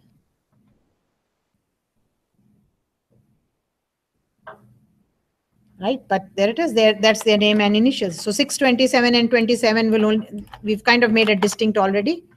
So our Parmenter and the Collins guy. There it is.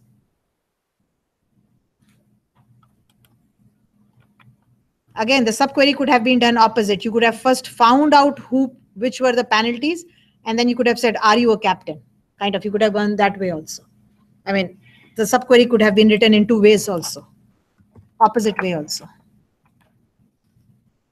I find the player number from the, I find the captain number from the teams table.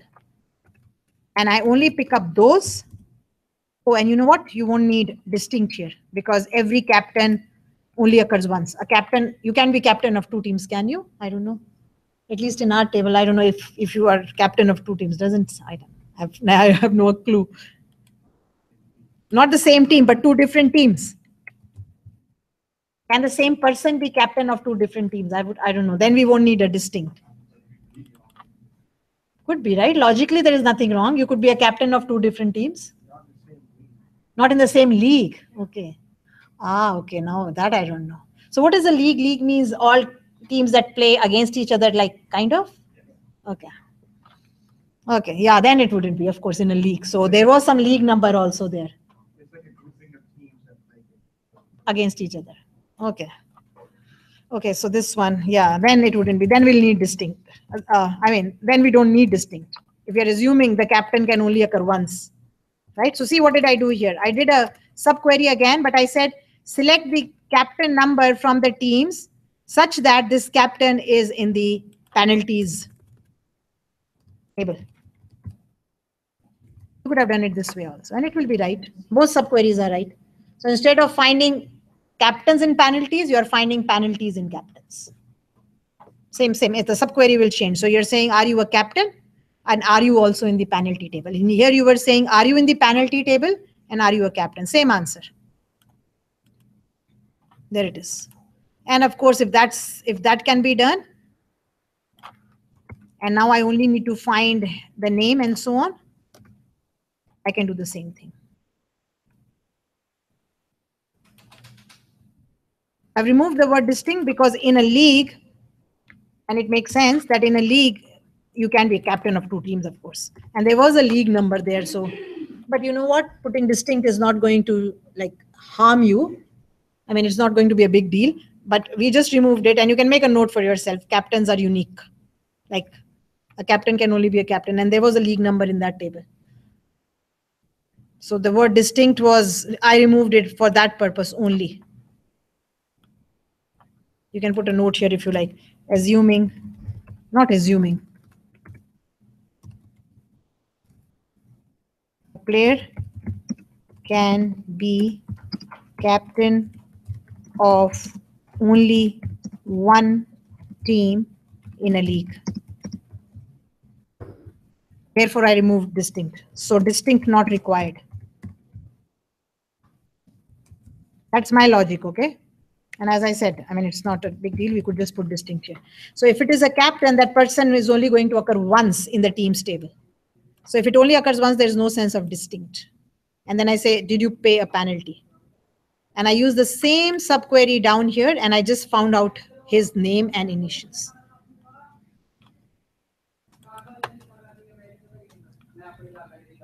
Okay? So this is only subqueries. Please keep in mind for your assignments also. 9 onwards till 14 or 16, I forget how many there are. If it says subqueries, all you need is subqueries. No joins or nothing in it. Okay?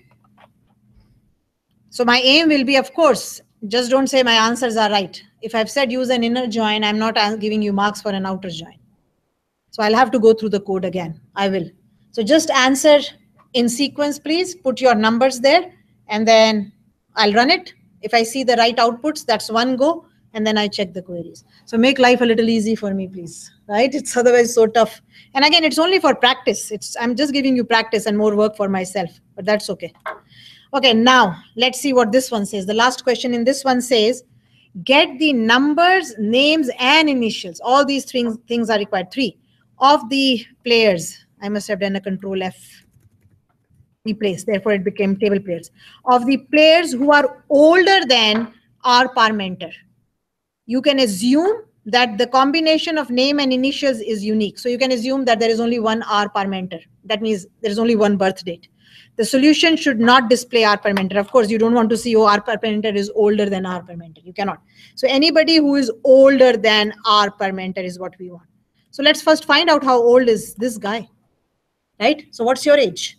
Once I have his birth date, who is older than this person? Anybody whose birth date is less than this person is older than this person. So first find out what's your birthday, per mentor, and then anybody whose birth date is less than him is older than him, right? If I was born before you, I'm older than you. That's how it is. So let's do it. I've written subquery first because that's how it will. So find out his birth date. That's an easy one. Select the birth date of this guy from from the table players. Okay, here you are. Right? That's your birth date. But for whom? Where? The name is Parmenter.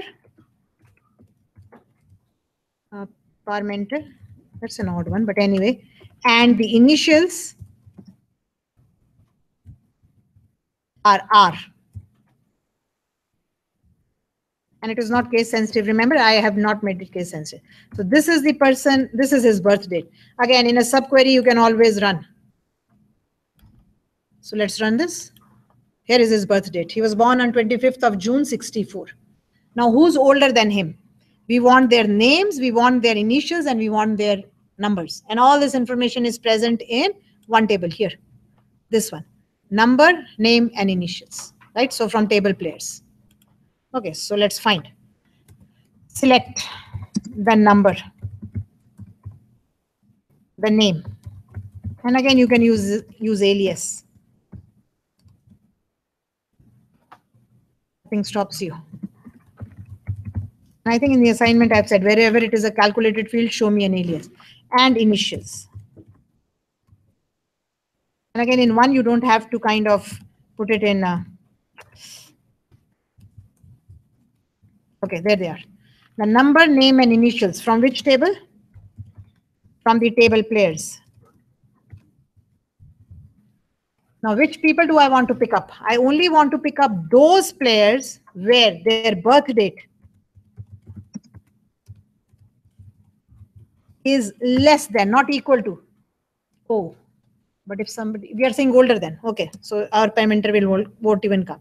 Where the birth date is equal, is less than this value. There it is. All these people are older than our parameter. So notice I've used less than instead of equal to that you've been using. You can use any operator. You're just saying it is less than this. And less than any, greater than all, you're going to practice in your assignment. Expect them to see in your exam too. Right? I've given you some extra things in the assignment. Look them up. It's not a big deal. I've given you hints there. And of course, expect something to be looked up in the exam too. You'll have access to SQL manual. So all these players are older than this guy. So I'm going to show their birth date also just so that we can double check. Right? So 25th of June, 64. 25th of June, 64.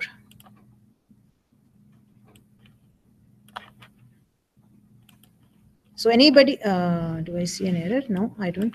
Anybody who was 64, yep, these are all guys older than our parameter. They're all born before him. If you put a less than equal to, parameter guy will also show up. We don't want that. We only want people older than him. If the question was older or same as him, then we would say less than equal to, and then we'll have to remove his name. So the question could change, right? But you have to just think, if I say anybody who has the same age or older, I'll have to put a greater than, less than equal to here. But if I don't want to see his name, then I'll say, and he's not there, like remove his name from it, from the list.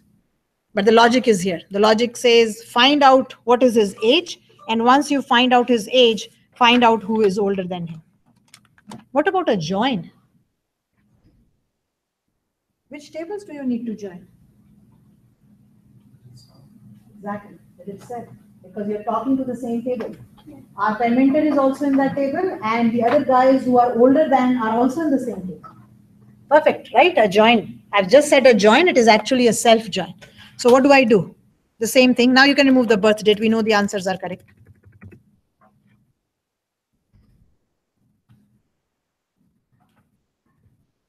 Let's say players 1, and let's again say players 2. P2. Same table has to be joined. This is the second example of join you're seeing. You're going to see a third one in the assignment, and you're going to see a fourth one in the exam. So that you know, right? You should know how to do self-join. Okay, so you're saying, get me the player number, and now since they are in both tables, we'll have to go P1 dot player number, P1 dot player name. Doesn't matter where you pick it up from. And P1 dot initials. Both are the same. And now what is the condition? Now what is the condition? Self join. Okay, self join. Where P1's birth date is less than P2's birth date.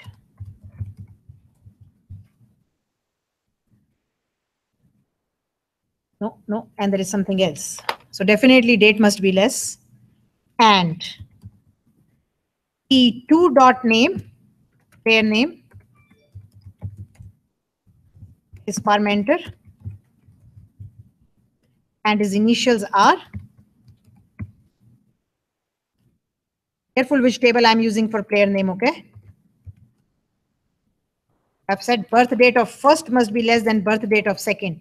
That means in the second table, I'm looking for Parmenter. There, now it is complete. Otherwise it will give me, it's like your question number, I don't know, on the city that you've done in your assignment, that you will do in your assignment 8. You're trying to find all people who live in the same city. So I and Amanda can be in Delhi, I and William can be in Delhi, myself and Ravinder can be in Delhi. Right? So I want to see all these pairs of people who live in the same city. So something like this, you'll have to do something like this. So their cities are equal. But I've also said don't show that Anju and Anju live in Delhi. Don't pair it with myself. And don't show me the pair again. Me and Amanda and me don't have to be shown twice. So the condition is all that has to be in the pair. So the cities are equal, but something else also. Right? So I don't want to see the same pair. Here they won't come because it's a less than. So that kind of gives you a hint. Less than doesn't show the same pair, right? Kind of. So think of what is the condition. So what am I saying? I'm saying pick up the player number from the first table, his name and his initials, such that the birth date of this person is less than the birth date of the other person from the other table. And also that other guy is Parmenter, is our Parmenter, right? So this should again show me all these 1, 2, 3, 4, 5, 6, 7, 8, 9, 10. 10 people are older than Parmenter. And spelling is wrong somewhere. Birth date spelling is wrong. There it is, birth date. Right, so 10 rows returned. You can always, you don't have to count if you keep that block open. It tells you how many are returned. Because I had it closed, I counted them. So the answer is right. Okay, so again, enough of left outers, inners, and conditions and everything. The last one now. That's a short one. That's a short one. That's kind of straightforward. It doesn't have so many solutions. But again, in this one, we almost found more than 3 solutions for each one of them. I had 1A, 1B, 1C with 3 or 4 solutions each. Then we had a 2A, 2B. Then we had a 3. And now this one, 4. Okay, so self-join definitely you will see exists not. You'll see everything that I've done in class and something maybe extra, right? And you can look it up. You will be able to. Again, internet access will be allowed only for Blackboard and your website. Okay, so that will go on Blackboard for you. Okay, and again, if you have to try, it's up to you. It's just practice, nothing else. Okay, Beer, open up the last one now, please. Do a save as if you want to. I mean, you don't have to. I just keep my previous copies just in case some student says, oh, what was it to start with? Though it's on Blackboard.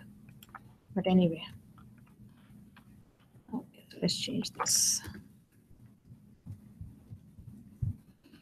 So this one is on beers. Most of you will recognize it, right? It's telling you about brewers, the case sizes, the beers, and what is the price of these beers and what was the sales. That's what it says. So it has 5 tables. Let's quickly go through them. So the beer table, brewer's table says what's the ID of the brewer and what's the name, right? Name is a reserved word. That's why it's coming in blue in my. Again, avoid reserved words as field names. This again, I've just picked up. I'm not even bothering. Then I have the cases table. Again, I have an ID and a size. So beers are available in 6, 12, and 24 case sizes, I think. Then I have beers. I'm saying this is the ID of the beer. This is the name of the beer. And then who brews it, right? And of course, the brewer has to come from the other table. So there is a foreign key that you see here. Okay. Then comes the beer cases. That means what is their price?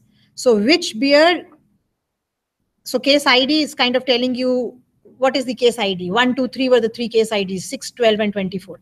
So which case, what beer, and what is the price? Definitely case ID is coming from the case table, beer ID is coming from the beer table, and ID is the primary key.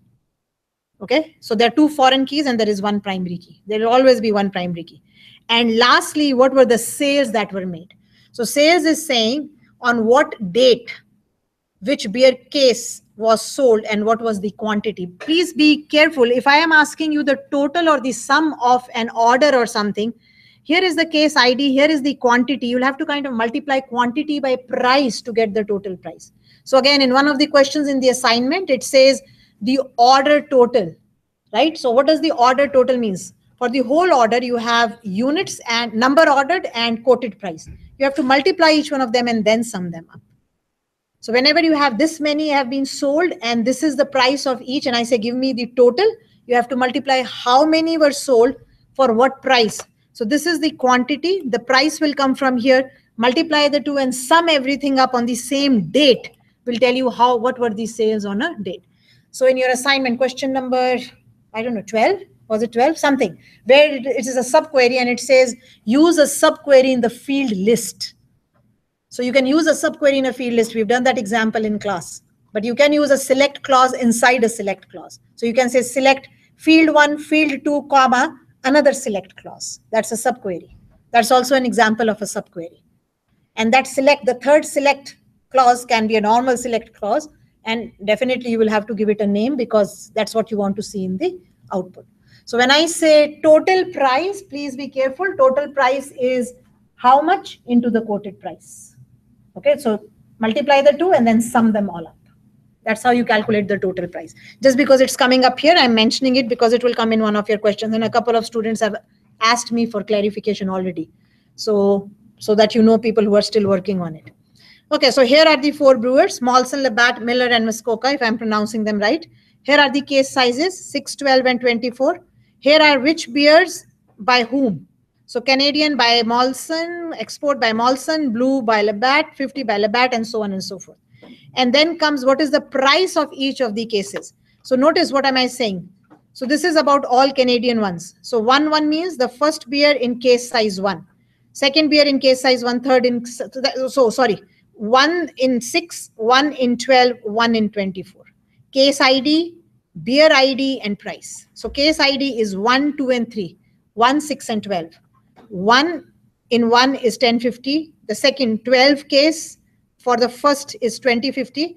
And again, the 24 case for the first beer Canadian is 37.95. Okay, so those are your beer values, the case prices. And then here says on what date which beer was sold in what quantity. So 1 beer case ID 1. So you'll say, where is this beer case ID coming from? This beer case ID is coming from, where was it, that field called beer? There it is, foreign key, table beer cases. It's coming from here, 6, 12, and 4, 24. Right? 1, 2, and 3 is coming from there. So 1 was sold in this quantity, 2 was sold in this quantity. So notice how some dates are the same. So notice these 3 dates are same. So I could ask you, okay, what is the total sales that were made on 15th of March? So I'm showing you the case ID and I'm showing you the quantity. You'll have to pick up this quantity, multiply by the price, and then add it to 1 into this, 2 into this. Right? That's the order total. So order total on 15, it's not an order total. In this case, it's total sales. So what is total sales? Take your quantity, multiply by the price. Take your quantity, multiply by the price. Take your quantity, multiply the price. Which price? Price of beer case ID 1, of 2, of 3, 6, 12, and 24. Now, I think in your assignment, there is another field here called quoted price is given right away with it. So all you do is multiply. Right? You don't have to pick up the price from any other table. It's in the same table. It's like an invoice that we did yesterday in Java, right? It is an invoice. How many, what price? How many, what price? So multiply the two and give it. Okay. And then comes all the tables. So please see that you run it. And once you run it, you can open up you can create the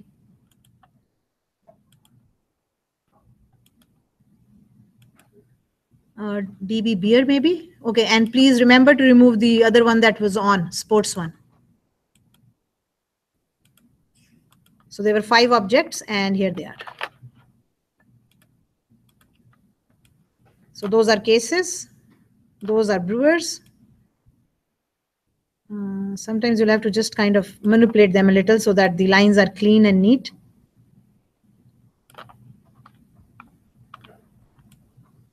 There. Okay, so there it is. So now let's start answering them. This is an easy one. Believe me, it is. Show all the brewer names and their beers in one list. So what's the name of the brewer and what's the beer that is manufactured or whatever? I don't know. Do you call it manufactured or what do you say? So definitely the 2 tables are, yes. For sales, your case ID and quantity of that. Are they?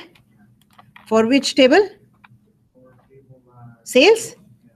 Okay, so there is the date and there is the beer case ID. you go down, you'll see like your case ID. Ah, I see. How can 5 be an ID, right? Because what were beer case IDs? 1 through 4 or 1 through 3. Beer case ID. You're right. Beer case ID. Where do I see case ID? Where do I see that field? There it is, beer case ID. No, it could be more. Oh, no, wait. Beer case ID is referencing beer cases. And beer cases is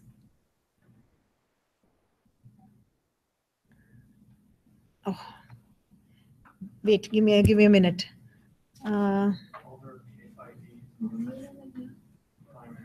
All these single IDs are primary keys, right? Okay, so let's kind of go here. Cases. There is 1, 2, 3, only 3 cases, right? And cases are being referred in table beer cases. So this case ID can only be 1, 2, 3. And this beer ID can be how many they are available. Okay, now let's go down. Sales. Okay, so beer case ID is referencing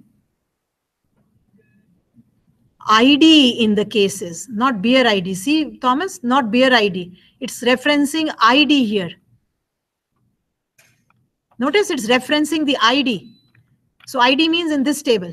So this ID can be anything, 1, 2, 3, 4, 5, 6. It's just a primary key of this table.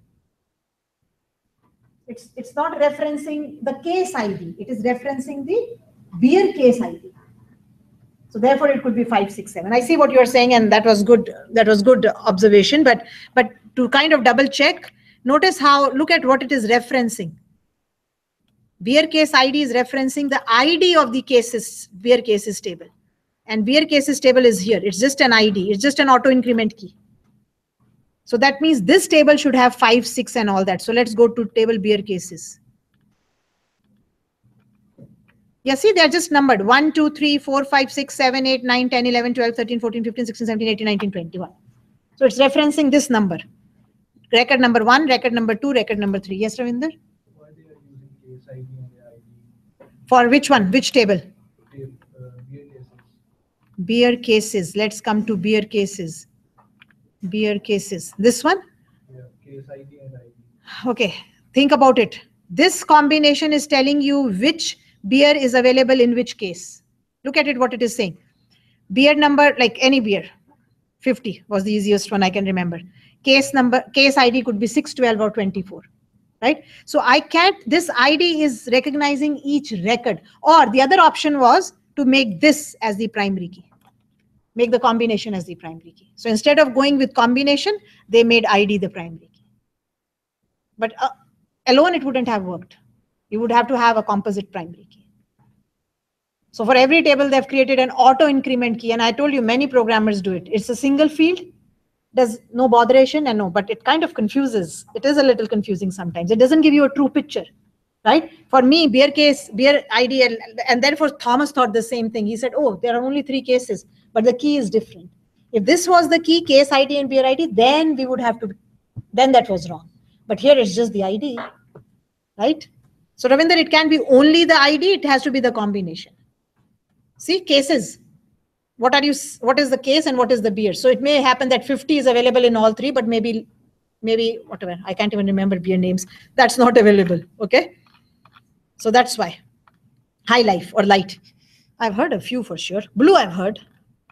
Okay, now let's go and start doing it. So this one is easy. All brewer names and their beers. You'll see all of them are joins actually, this ones, because there's no subquery. What is here and what is here? If you kind of look at the EER, you are saying, oh, if I want to get the brewer name and I want to get the beer name, I have to kind of combine these two tables. It's not as it's saying it's here and it is here. You know what I mean? Like, that's not what it is saying.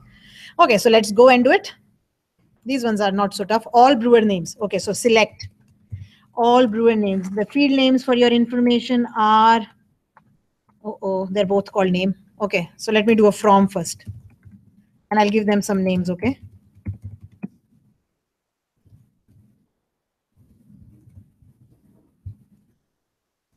Okay, so name of the brewer, name of the beer. And now, of course, what's your joining condition? You can't just join it. And let's order it also. I haven't done order for a while. Okay. And the joining condition. What is the joining condition? The IDs, right? Give me a minute. ID here, and now you have to be careful. The brewer's ID was called ID. And it was called brewer's ID in the other one. That's my joining condition.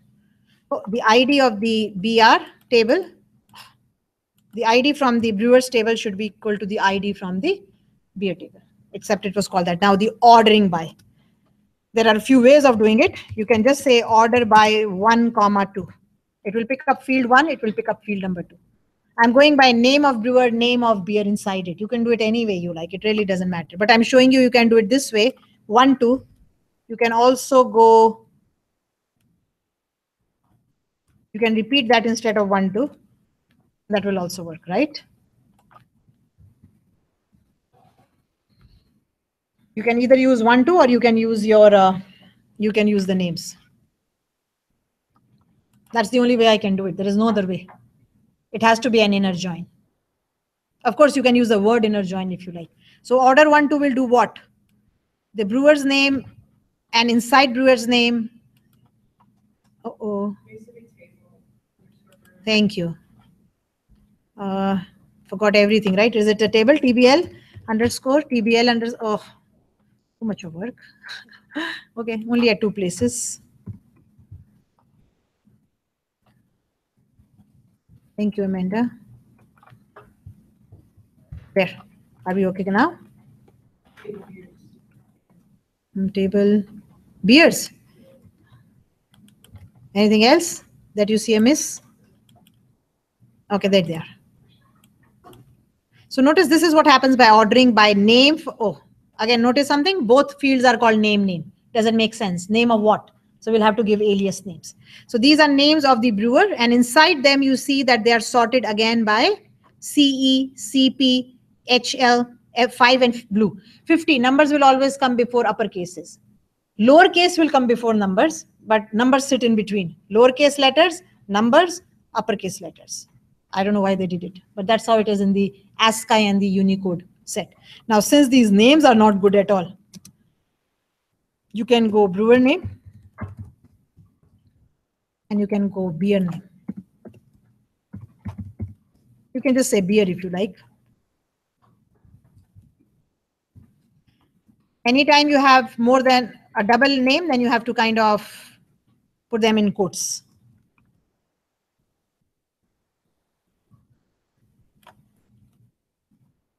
The word as is not required. If they are single names, you can actually also use them here. Alias names can be used in order by also if and only if they are single names. So I could have said brewer and what, and I could use it just so that you know. Single names, if it was single, like just a single name. And you can put it without quotes also for your information. If it is single, you can put it. Then you can use them here.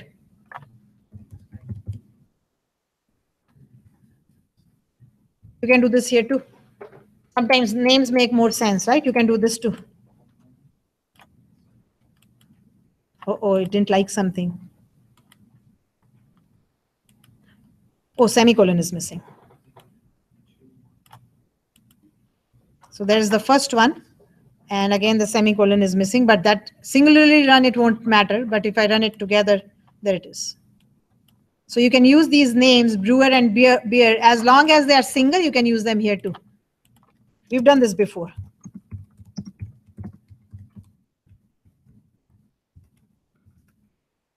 Only single.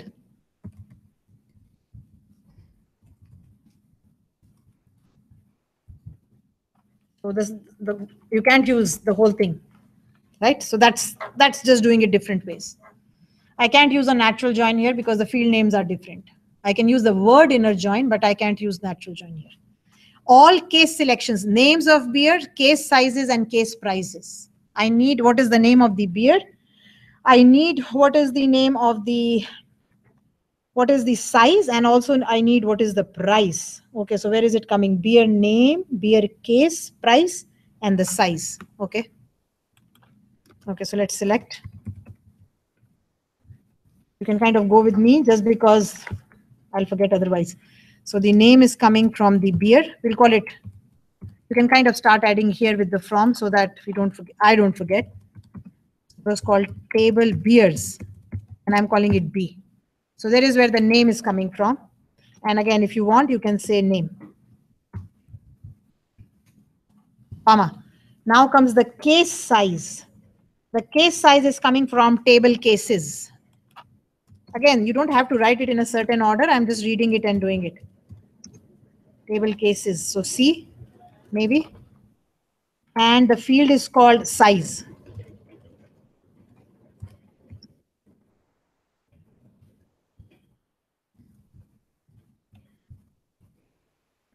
And third, the price of the case.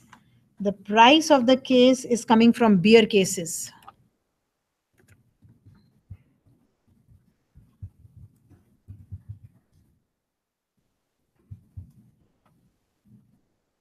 And the field is called price.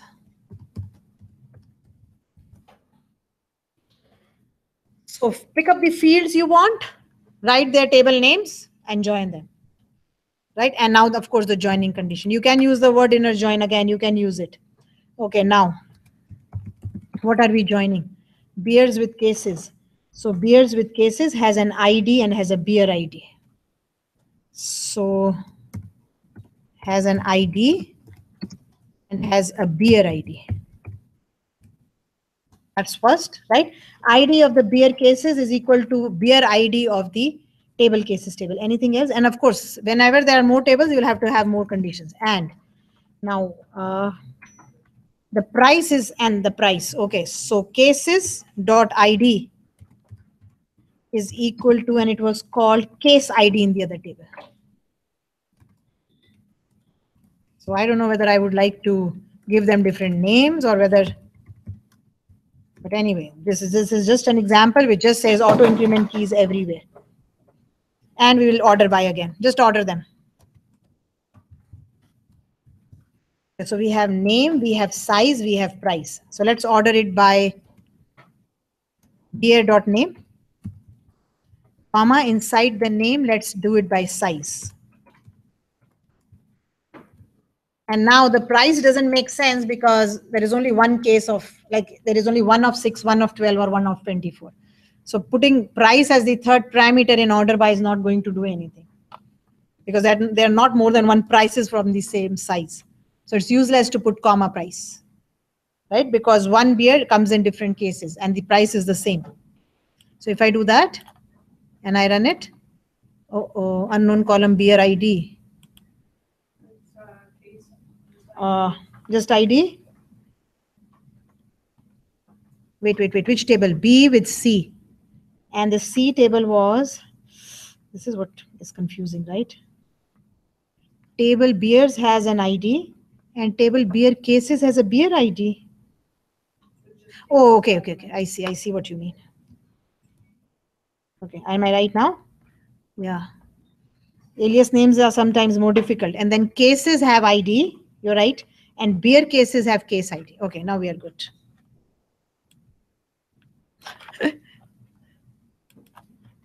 There it is. So which beer in what case size and what is the price? And again, see, not all beers may be present in all sizes. So 50 is available in 12 and 24. Blue is available in all three, Canadian in all three, then cream ale in all three, export, and so on and so forth. So therefore, I was saying putting the third field in the order by will not make any sense at all, because one case only has one price. So when you put it as the third one, you are saying, oh, within the same case, show me prices by descending, default is ascending order. There is no such thing. So putting it is useless, like it's saying you don't know what you're doing, right? Because each price only, like one case is only occurring once. 12 only occurs once, 24 only occurs once for one kind of beer. Right, so all these are inners. There are nothing else we can do with it. There's no subquery I can do, because they're trying to combine and saying get the ID, get the price, get the case sizes, and so on. So here there is nothing to do. Add the brewery into the case selection list. Add the brewery into the case selection, into the above list. Okay, so that at least is kind of copy and paste. And we want to add something. If we want to add the brewery, okay, so here we'll just call it BR and we'll say name. Oh,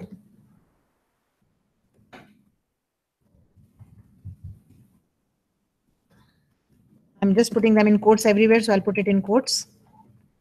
Okay, so there is the brewer. As soon as you have a brewer, you'll have to add that table here. So let's add that table here. It was called TBL Brewers. With an S, was it? With an S? Yes, with an S. And as soon as we add another table, we have another condition. And the condition is, you can add the condition anywhere, doesn't matter. You can add the table anywhere, doesn't matter. So your third condition is the brewer's name. Oh, wait. Brewers. What is common between? Oh, God. Okay. So the brewer's ID is equal to the beer ID. Oh, it was called brewer ID. And there. And again, since we added something, it would be nice to see them all by brewers and then by the name and then by here. I added it here. So I've added the name of the brewer in the list.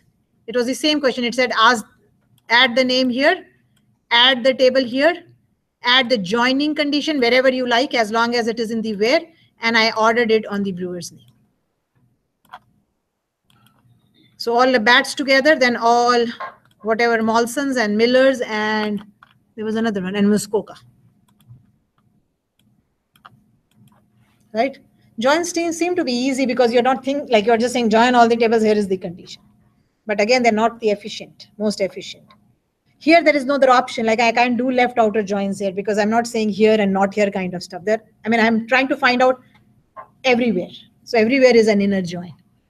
Show all the beers and their 6-pack prices if they have any. Okay. So all the beers and their 6-pack prices. So I only have to choose those prices where they are 6-packs. So you know what? We chose something. Where did we choose? Beer, case size, and price. Okay, here. Let's take this one. Names of beer, their case sizes. Names of beer, their case sizes, and their prices, but only for 6-pack, right? So we'll say, I didn't give it a heading here. We'll say 6-pack price.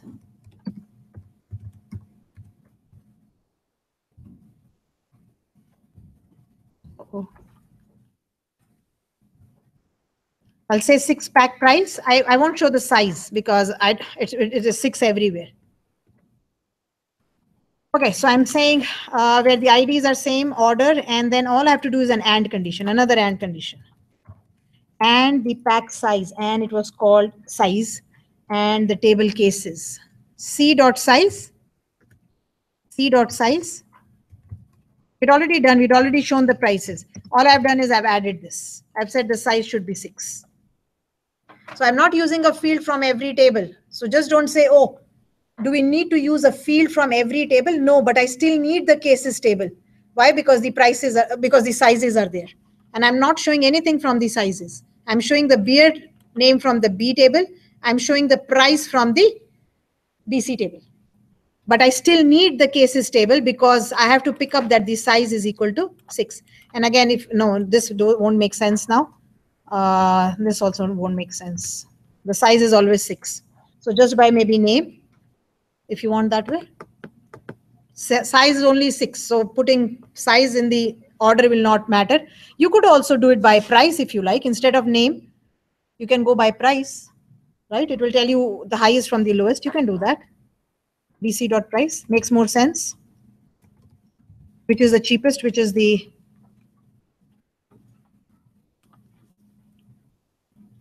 and again notice how I changed my heading to 6-pack price. I only didn't say price because it didn't tell me like price means what. So it's now going ascending order.